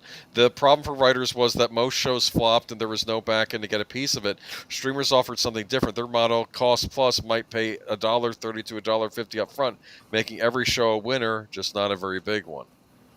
See, and this is the problem, because now we're talking about if a writer is not feeling valued and not getting paid, if he's not making the money that he's expecting to make, he's going to leave. He's going to quit. And you lose all your talent, and you start getting a bunch of hacks, that don't have that level of talent. Listen to this, though. To make up for the lost back end, streamers floated performance-based incentives. Sure describes a scenario in which a platform might promise a showrunner $100,000 bonus for season 1, $250,000 for season 2, $500,000 for season 3, and $1.7 million for season 4. So you're like, holy crap, this is great, he says. But there was a catch. Many seemingly successful series began to vanish after just a couple seasons. What no one saw coming was they just killed the show before they ever had to pay the money out, Sure says. They kind of tricked everybody. Oh, look at Perry Mason there. Yep. Perry Mason Perry was Mason? the guy to the left. Yeah, well, I figured it wasn't the blue-skinned chick in the middle. Okay, well, I don't know. These days, you can never tell. Anyway, no, they did a true. Perry Mason show on HBO, and maybe it was a streaming exclusive, and it came out, and then it took them like 2 or 3 years to get season 2. I'm like, guys, This was something that Netter pointed out to me before I even realized it. She'd be like, "Is that show still on?" And I'd be like, "Oh, yeah." And she's like, "You know what? I'm not interested anymore. I forgot what happened last season. It's been so long. And I'm not going to go back and rewatch the whole show again just to get caught up before the next season." I mean, we used to joke about when Doctor Who was canceled. I'm like, did that show get canceled? We didn't know until like a year later because the BBC had the news traveled slow back in those days. And here we are. It's like I didn't realize Perry Mason got canceled, and now I'm thinking it's because of this. They're pointing out that it's this back end nonsense. So maybe it was doing okay ratings, and they still got rid of it. They don't care about the ratings at this point. They just want to get a show on, get buzz about it, get people to subscribe, and then they cancel the show and move on to something else. Jesse Guajardo says, Troy, with cable, there was a pressure for Star Trek fans to keep up with the show, but with streaming, there was no pressure to watch it. And when you have time, which is why it takes a year for streaming. Yeah. So here's the thing. It's being treated not as must-see TV, not any earnestness to watch it so you can talk about it with your friends. It's, let me put this in my to-watch later. This happens to me, unfortunately, with YouTube videos, too. I'll go through my feed and I'll go, watch later, watch later, watch later. In fairness, most of that is because I'm saving it for when Netter and I get together and we can watch these shows together. I've got a Gray Still Plays ready to go for later that we can watch together. But when it comes right down to it, that's the upside. This has been true ever since we got VCRs and we could record, and then later DVRs, where you could record a show and watch it at your leisure. But that also disassociates you from any kind of quantifiability of your viewership. And, I haven't watched it. I don't want any spoilers, when everybody else is talking about it. So that's a bit of a problem. And then Nate says they are going to have to actively look at the shows they're putting out and cutting out the activists do not make money, and they're not looking to. Well, this is what I'm saying. As long as they can get away with not caring because they don't have to worry about ratings, they can do whatever they want. But yes, as there starts to be some kind of accountability, you're right. They are going to have to start doing that. I want to say hi to the Horror King. Welcome, my friend. Good to see you. And you guys are saying hi to each other. Me and my monkey says the execs have no idea what the consumer wants, like a politician. Yeah, and it's not like they couldn't easily find out just by friggin' listening. We're literally screaming it at them. But instead, they just hear it and they go, oh, you're all just a bunch of istaphobes and we hate you. And, you know, we're going to purposely give you what you don't want. Troy, this is why I watch anime in the show. Next season takes too long to come out. Then I'll just read a manga. Yeah, that's fair. Ridiculous. Have any of you ever seen a movie called Oddity? It's a horror movie based in County Cork, Ireland, and it came out last year on Shudder and DVD. No, I hadn't. I think you mentioned that on a previous stream. I'm going to have to look into that. Yes. We haven't even gotten to that, but yes, Admiral Teague is right. Everything that's come out from what is it? Secret Hideout has been just. It's not even really Trek. Let's face it, it's Trek in name only. We'll have a Star Trek news update on Sunday, though. Yep. Boomer, back in the day of Doctor Who's Long Winter, the show was never officially canceled, just put on hiatus. BBC's full of shit. That's what I'm saying. Right, that. You're right, but the BBC was a whole different animal. They canceled it. They never had to worry about ratings. They never had to worry about investors because they were taking tax dollars. That's the problem with public television. No, it Perry got Mason canceled. was canceled in April of 2023 after season 2. Yeah, that's kind of what he was talking about there. I didn't even realize that. I'm like, when is that coming back? And because I was waiting, I was saying they originally were going to have Robert Downey Jr. star in it, but he was too busy. But I do like this actor they got to play him. He was on The Americans, which was a great show. There you go. You got all. Yeah. I'm telling you, what's going to happen now is because AI and these AI video making outlets are becoming so popular, you're going to have fans starting to make their own fan films to continue shows that get canceled by these morons. And they're not going to be able to stop it. The only way to combat it will be to continue the shows that people want to see. If you don't give people what they want, they'll make it themselves, and F you. That's what's going to happen. I'm telling you. Oh, interesting. Jessica Hardo has an interesting comment. I miss the older TV show writing. You can learn a true life lesson, science lesson, history fact, or a good fact about. Do you know why that is? Because the writers used to read back in the day. Okay, They used to be experts on things, and they sometimes would bring in experts that knew what they were writing about. I was reading the Bond novels, and I'm learning about bird guano on an island in Jamaica and why it was valuable. What's interesting about the original 007 stories written by Ian Fleming, he was literally writing about himself and people he knew. Yeah. Experiences he had during the Cold War. Yeah. So he knew what he was talking about. There is a great deal of verisimilitude when you have someone who knows what they're talking about. But when you have some moron Gen Z kid who, only knows about life from the internet and TikTok, you get what you get. Well, to be fair, I don't know. Maybe. Let's move on to the next article. 8-episode TV shows are the new normal, and it sucks. Yeah, I did like this title. 8-episode TV shows. That is not a season. It is if you're in England. That is not a season. That's not even half a season. Anyway, I did have to cut some of these articles down, but you can check them out if you... Oh, wait, hold on. Where am I looking for? I went too far. Hold on. Give me a minute. Okay, here we go.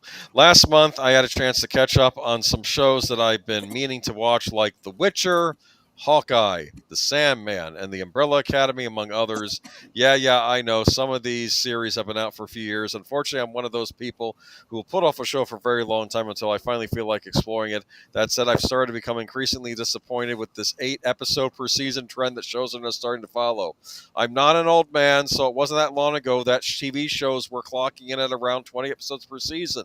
Lost, The Sopranos, The Office, Arrow, Smallville are just a few shows I remember from the 2000s, early 2010s that had longer broadcasting schedules. However, even though they had longer seasons, they were still entertaining and well written. In fact, if you ask anybody about TV from back in the day, I guarantee that some of the shows I listed would be in most people's top 10s. As time has gone on, though, newer shows have evolved to accommodate the ever-changing standards of the entertainment industry. But why is that? And have these changes created problems in the way that TV media is presented to us today? In the era of Netflix, Hulu, and Prime Video, binge watching has become the primary method in which most people engage with TV content. Unlike 2 decades ago, where we had to watch shows on a weekly schedule, streaming platforms have popularized the concept of releasing entire seasons at once. As a result, it's easier for people to commit to a series they know where the endpoint is. Sadly, I feel it's the same instant gratification that fuels the reduction in content we see in shows today.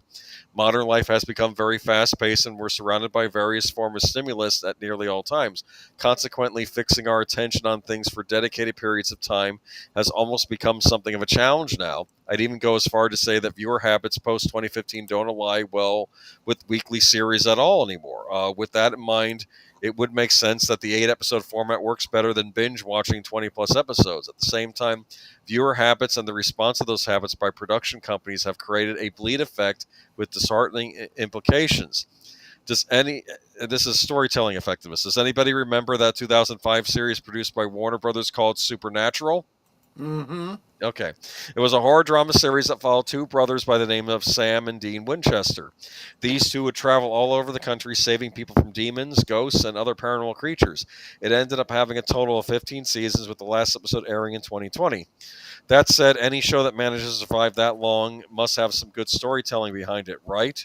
In the case of Supernatural, absolutely. With the exception of season 3, every other season of Supernatural produced an average of 22 episodes. A series that long probably wouldn't survive in today's streaming world, but its length is exactly what people engaged to it back then. Supernatural wasn't just a series about Sam and Dean hunting monsters. It was also about their relationship as brothers and how they connected with everyone who came into their world. When the show wasn't focused on a central seasonal plot, it was essentially a glorified road trip. At the end of it all, we got to know Sam and Dean outside of their regular adventures. People found themselves relating deeply with those characters in the world at large, which is why Supernatural is still praised to this day. All of that said, one of the obvious symptoms of reducing shows in the shorter formats is the effect it's had on world building. Sure, having 8 episodes in a series allows for a more streamlined experience. However, if a season's entire narrative is condensed to just a few hours of content, then when do you get an opportunity to immerse yourself in the fillers? And Even see, this is yeah, what I think they're missing about things like sci-fi and fantasy. yeah. That world building is incredibly important to the viewers. They want to live in that world. So they want those kinds of details. If you're not giving it to them, they are not hooked. They're just not. Short series are what Max Headroom told us about. Interesting. Blipverts, yeah. And welcome, by the way, Booger. Good to see you. So, as shows have become more expensive to produce, many studios don't want to take the risk of investing in a project that's uncertain to succeed. It's far easier to produce a simple, limited series on streaming platforms than a full season. I want to bring up the Penguin show that HBO did. It was another one of these short series. I don't know if it was like 8 or 10 episodes long, right? But it was a huge success. Whether or not you personally care for it, it was a huge success. And I keep thinking with Warner Brothers, it's like, are we going to get another season? I don't know. Jesse we have is to wait. asking, wasn't Supernatural based on the World of Darkness and Werewolf the Apocalypse, etc.? Those are all the role-playing games from the Vampire the Masquerade series. I'm not sure if it was actually based on it, but it definitely had a lot of the same feel. You could totally have used the World of Darkness role-playing set to do your own Supernatural role-playing game. You absolutely could, sure. Unfortunately, this creates situations where new shows are produced more often with hit or miss levels of quality. On one hand, an eight-episode series could be a top-viewed moneymaker. On the other hand, it could have a significant drop-off in viewership, in which case losses can be cut without having to waste too much capital. Is this what I go to where now, because that they're trying? I feel like they're treating entertainment like internet startups now. These companies have become incredibly lazy and more interested in garnering outside dollars from special interest groups and non-government agencies trying to push agendas than they are in actual writing good stories. That's what it comes down to. That's right. The show that you might have been thinking of was The Kindred, which was an excellent series based on Vampire the Masquerade. Unfortunately, when the lead vampire character, his actor, died, they chose not to continue for a second season. And that's really, really too bad. I also remember it actually had a great cast, too. I can't remember the historical figure played by Stacey Hayduke, who played Lana Lang in the Superboy series. She played... I'm drawing a blank, and one of you guys are probably going to remember her name. She was a real historic figure, but, fictitiously became a vampire and was a character in this story. Yeah. And Brian someone or other, who played a Klingon and a Romulan in Star Trek, played the Bruja leader. A lot of really good people were in that show. Brian Bonsall? No, Brian Bonsall was Worf's son. Someone's gonna look it up, and I'll bet Nate already is typing. I wouldn't be surprised. Lily Langtry, that's right, Booger. Thank you so much. Brian Thompson is who I was thinking of. You're absolutely right. And who was it who played the Nosferatu character? He played in a lot of things too. I give Hollywood and the broadcast network less than 5 years, and then it's over for them. I can't even argue that with you, me and my monkey. You're probably right. So this is interesting because, of course, the new season of Stranger Things is finally airing. The final season. I did want to comment on this when we were talking about it before. When you have a show that's all about kids and you go for 2-3 years between, these kids grow up, and you have 8-9-year-old kids being played by 19-20-year-olds. Well, I think they were in high school by the last season. They were like, I think freshmen or something, or maybe they were. Yeah, now they're approaching 30, playing high school kids. What is it? 9 years. It's on its ninth year. Let's read this. This was an interesting article.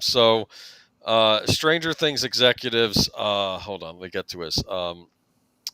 Stranger Things creators explain. Why does she look like Brie Larson in the recurring meme from there was a Captain period Marvel, where all the women were screaming in things. Okay. Yeah, I guess you're right. That was probably what that was from. You're probably right. Yeah.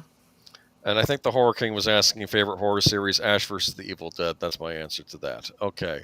Friday the 13th, the series. There you go. Stranger Things creators finally explain why there are such long gaps between seasons. Federico is a writer and... Okay, sorry. Excuse me. Okay, hold on. At the moment... Hold on. Okay, here we are. Sorry. I should have cut that out. The creators of Netflix giant Stranger Things have shared the reason why the streamer takes so long to release each season. Mm-hmm.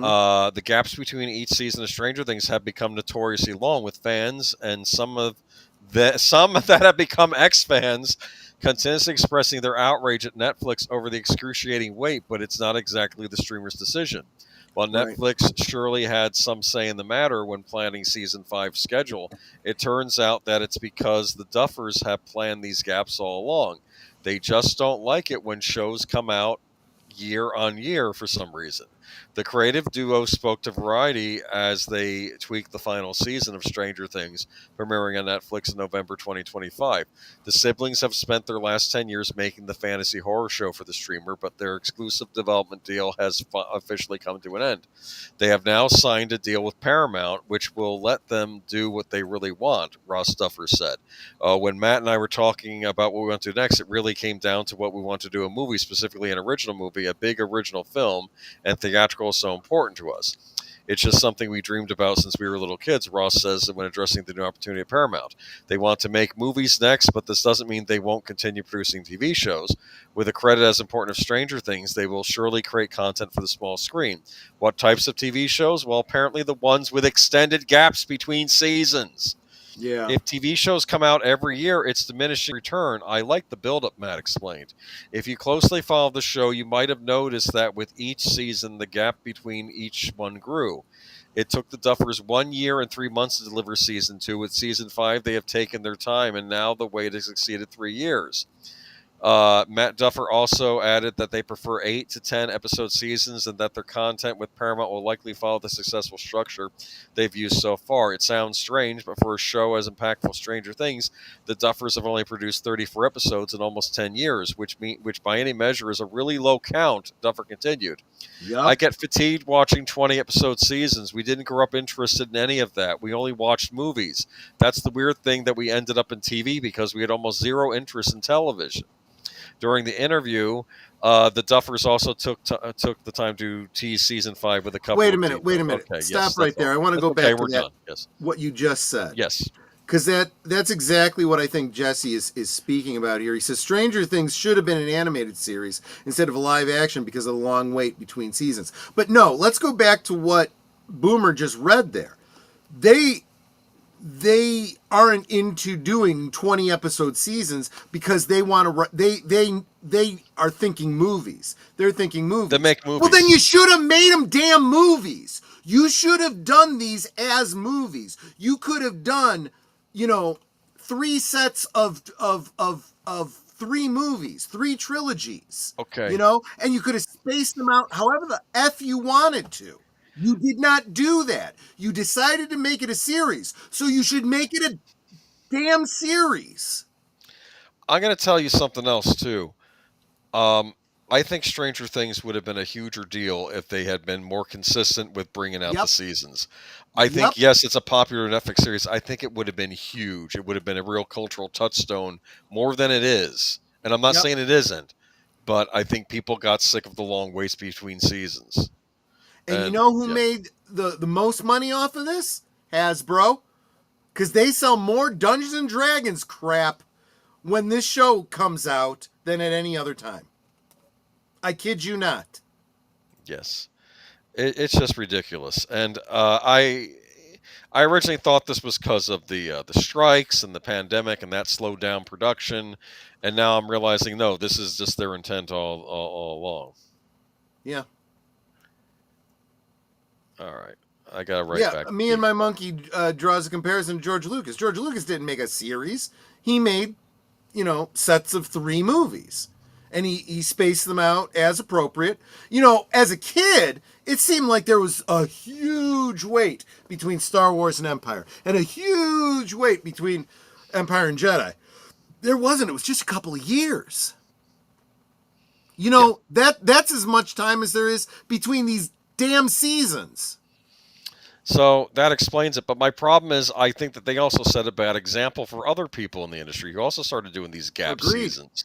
Agreed. And you can't do gap seasons because you lose momentum. Yep. And I don't get it. But Geek Flag is also a fan of Ash versus the Evil Dead, which I am too. Which was interesting because the way that show was done, they were half-hour episodes, was almost like watching a serial.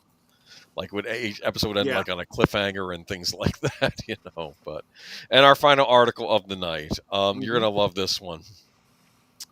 Dumb it down as streamers focus on second screen content. OTT drowns in formulaic, predictable, boring content. Okay, as the audience in India have come to have this is in India too have come to embrace this new form of ambient viewing. Streaming platforms have begun taking notice and reverse engineer the scripts for their shows and films according to. sample the likes of Call Me By, Prime Video India, Home Shanti, Joe Histar, Mama Legal High, or the most recent due for. These are feel-good shows with a clear potential of packing in more nuance and pace, but it almost feels like they're not allowed to be smarter because there is an expectation that they'll be consumed in the background. The viewer is still watching even if they are not. They're no longer even bothering with wolfing down the show at 2 times. They're just letting it glide by in the background as they treat their smartphones as the first screen. Does it matter that they're tuning out, not in measuring the number of hours watched, but in the quality of content? Now, to be fair, this is being written from an Indian perspective, but they mention other things. I think it's going to hit over here, too. While most writers haven't yet been briefed directly to write for the second screen, there have been many struggling writers who have been told their scripts aren't conducive to ambient viewing. I've been told that too, and I said, thank God, Quicks, Sumuki Suresh, head of Motormouth Productions, a content creation company. Honestly, I've been told, and I have taken it as a compliment. Then you're a moron. You are absolutely a moron. These are the same people that are like, oh, we're upsetting all the right people. It's not made for you. We don't want you istophobes watching the show. It's all your fault that my show wasn't successful. You people are just idiots. You are morons who don't deserve the jobs you have. Listen to this. Sudip does agree with diminishing attention spans are inevitable now. Today, people can't watch a film in a theater without looking at their phone. Unfortunately, I've seen this happen when I've been in theaters. They can't watch anything at home without talking or pressing pause, and they can't spend an hour without looking at their phones. There is very limited patience left for anything to engage you, and there is continuous overloading of information to not allow anything to stay with you, he adds. A show like Severance... Go ahead. No, go ahead. Because this is exactly why when we're doing a watch party, I will point out scenes that go a little bit slower, and I'm like, this is good pacing. They're not rushing this. They give you a chance to feel it. They don't do that anymore. Well, it's funny because someone was pointing out about Revenge of the Sith when it got released in theaters, and this guy had taken his brother to see it, and he was pointing out that even though the people rag on the prequel sometimes, they said there are scenes in there where you get to have smaller moments with Anakin where they just let the steam breathe. Right. Yes. Yeah. Exactly.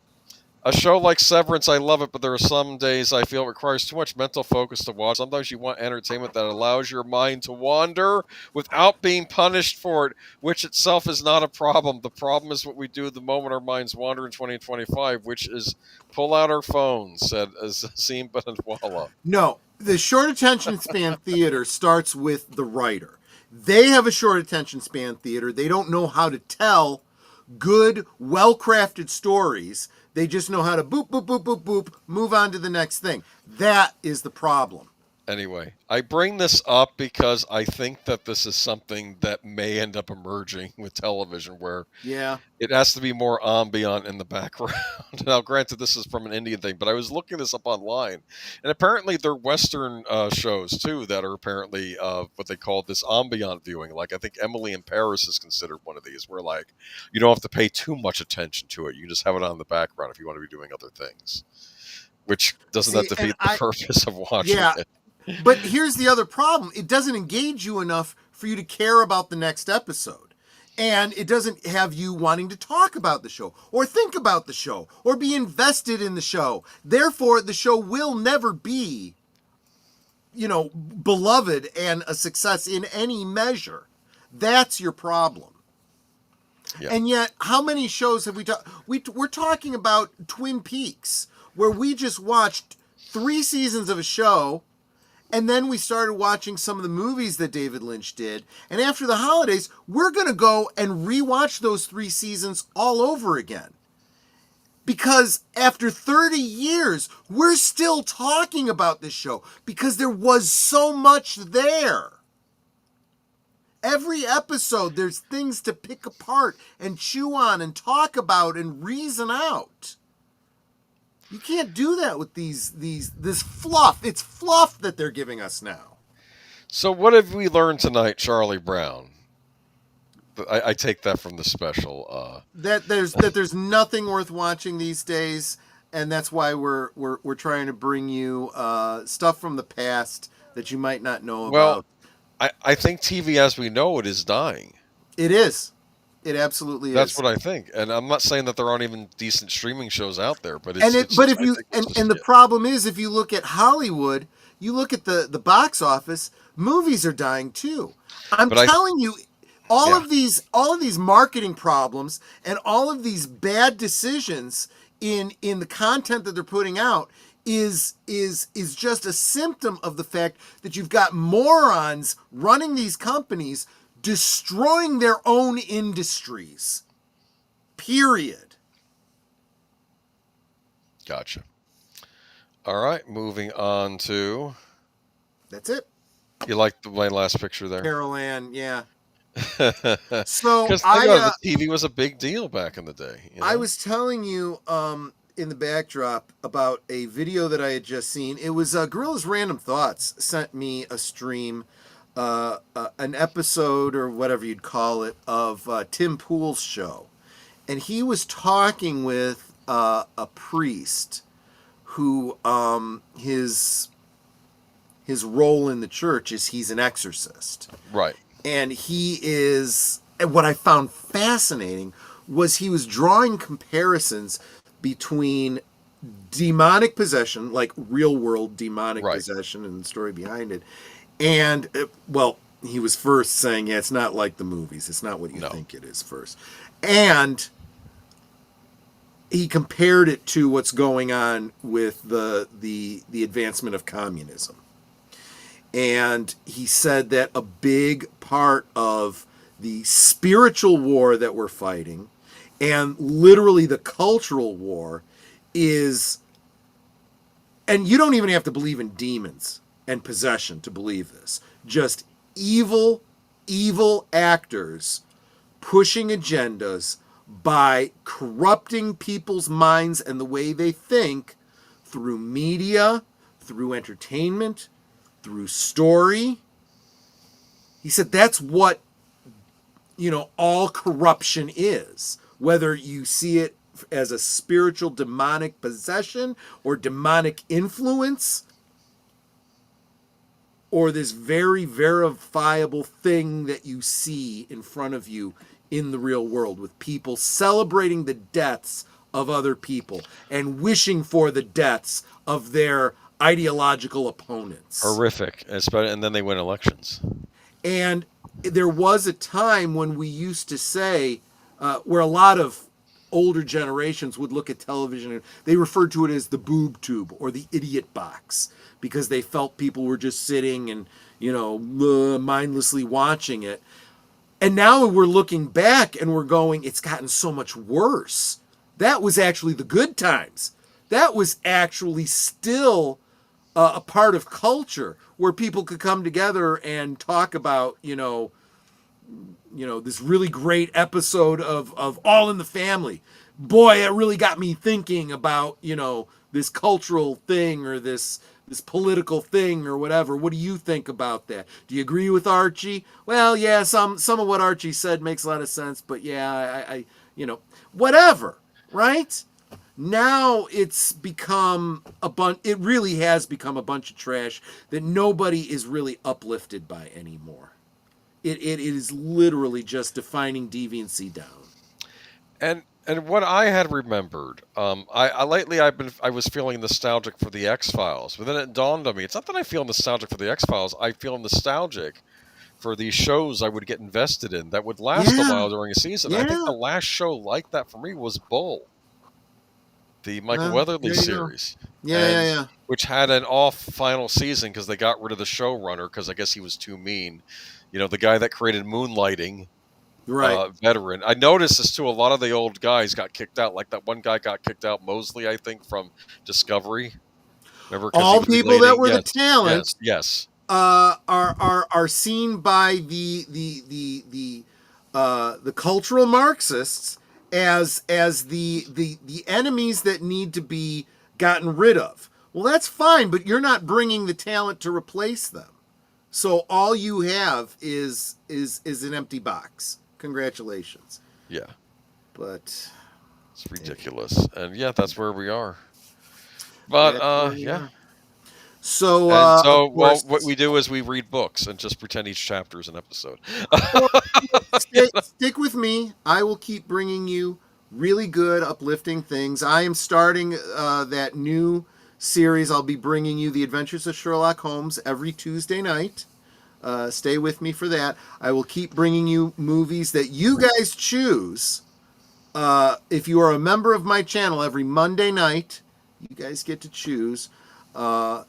Looks like this Monday will be Zombieland. Stick with Netter and Big Al Presents. Tomorrow on Big Al Presents, we'll be watching Lethal Weapon 2.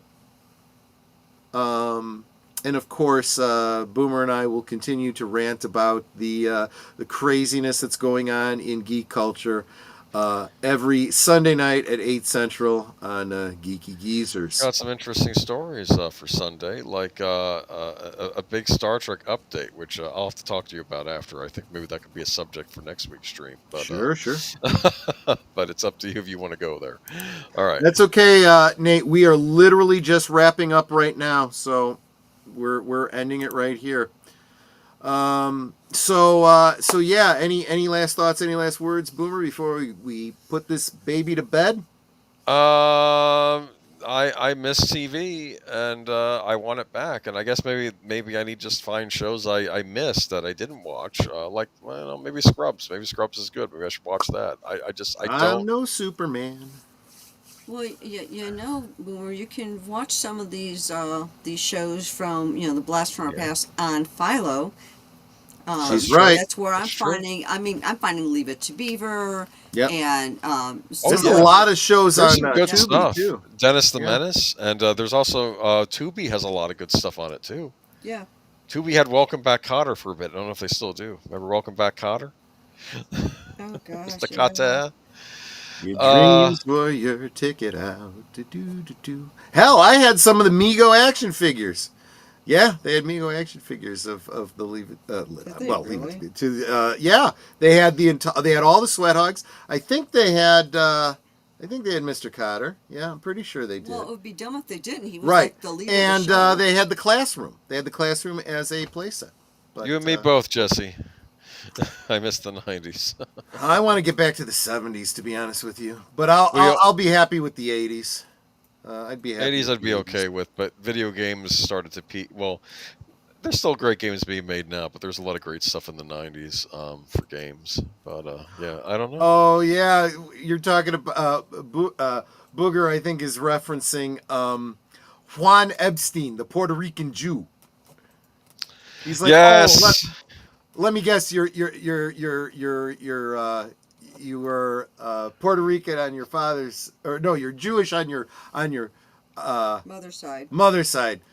No, my mother was my father was Rabidowitz. I don't remember. It was exactly. fun. It was this big complicated thing. What I thought was, I always wondered what ethnicity Horshack was. I assumed Polish, but I could be wrong, right? I don't know. Yeah, it did seem to be Yes. implied that he was. Of course, Barbarino. Barbarino. Barbarino was, of course, Barbarino was very Italian, yes. very Italian. Yeah. But yeah, it was just. It was. I don't know about Freddie Boom Boom Washington. I'm not sure what his ethnicity is. Not really entirely certain. Yeah, I know. That was a great cast. I do miss It really was. Yeah. It really was. I just, loved that show.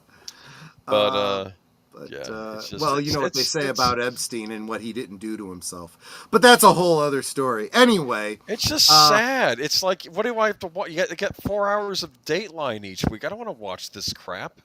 nobody's watching it. That's why the ratings are in the yeah. No, that was autocorrect. What I typed, Mego. Okay, yeah. Oh, Mego Sweat Hogs.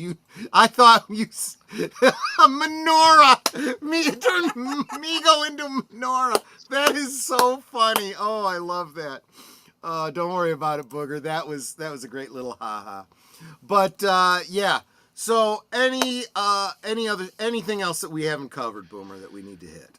No, I mean, we got stuff going on during the week. Like, I know you're going to be doing your Sherlock rewatches. I think you mentioned that in the in between, though. Yeah, and, we got the promos for all of that. You guys know what's coming up.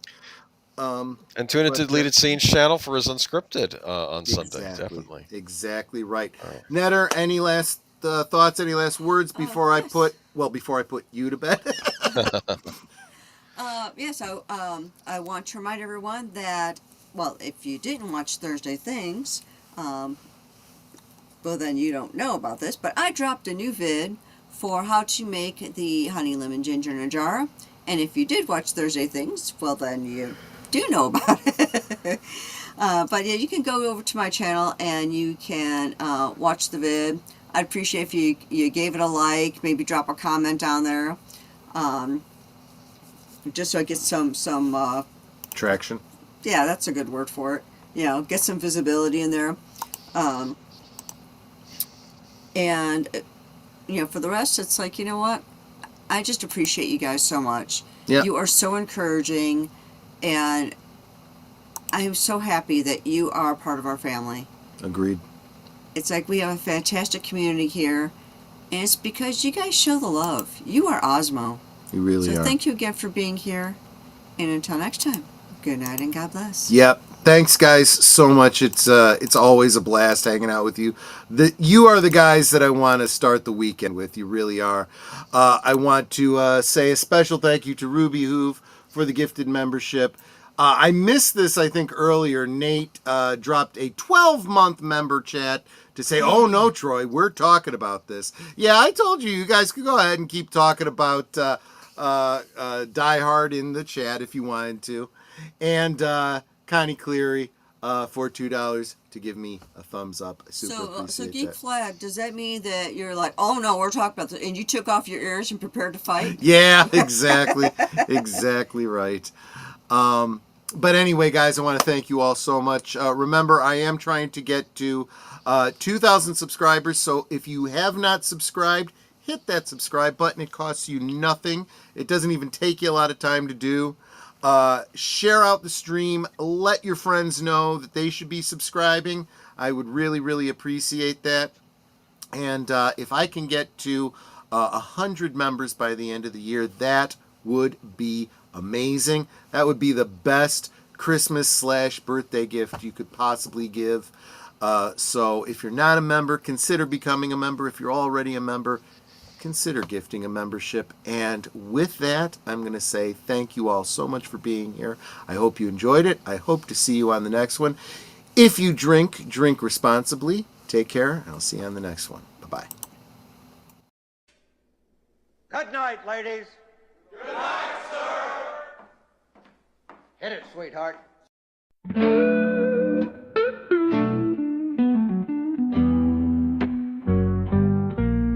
The neon lights are fading, closing time is near. Whispers in the corners, secrets shared sincere. The bartender's polishing the final glass. Time slips away like moving through the grass. Last call for alcohol, make your dreams come true. One more round, friends, from me and you. Let's toast to the night, to the stories we've spun. Here's to the laughter and to what's begun. The shadows are dancing as we linger still. Every clink of a glass, a memory to distill. Beneath this smoky haze, our feelings they unfurl. A tapestry of whispers in this corner of the world.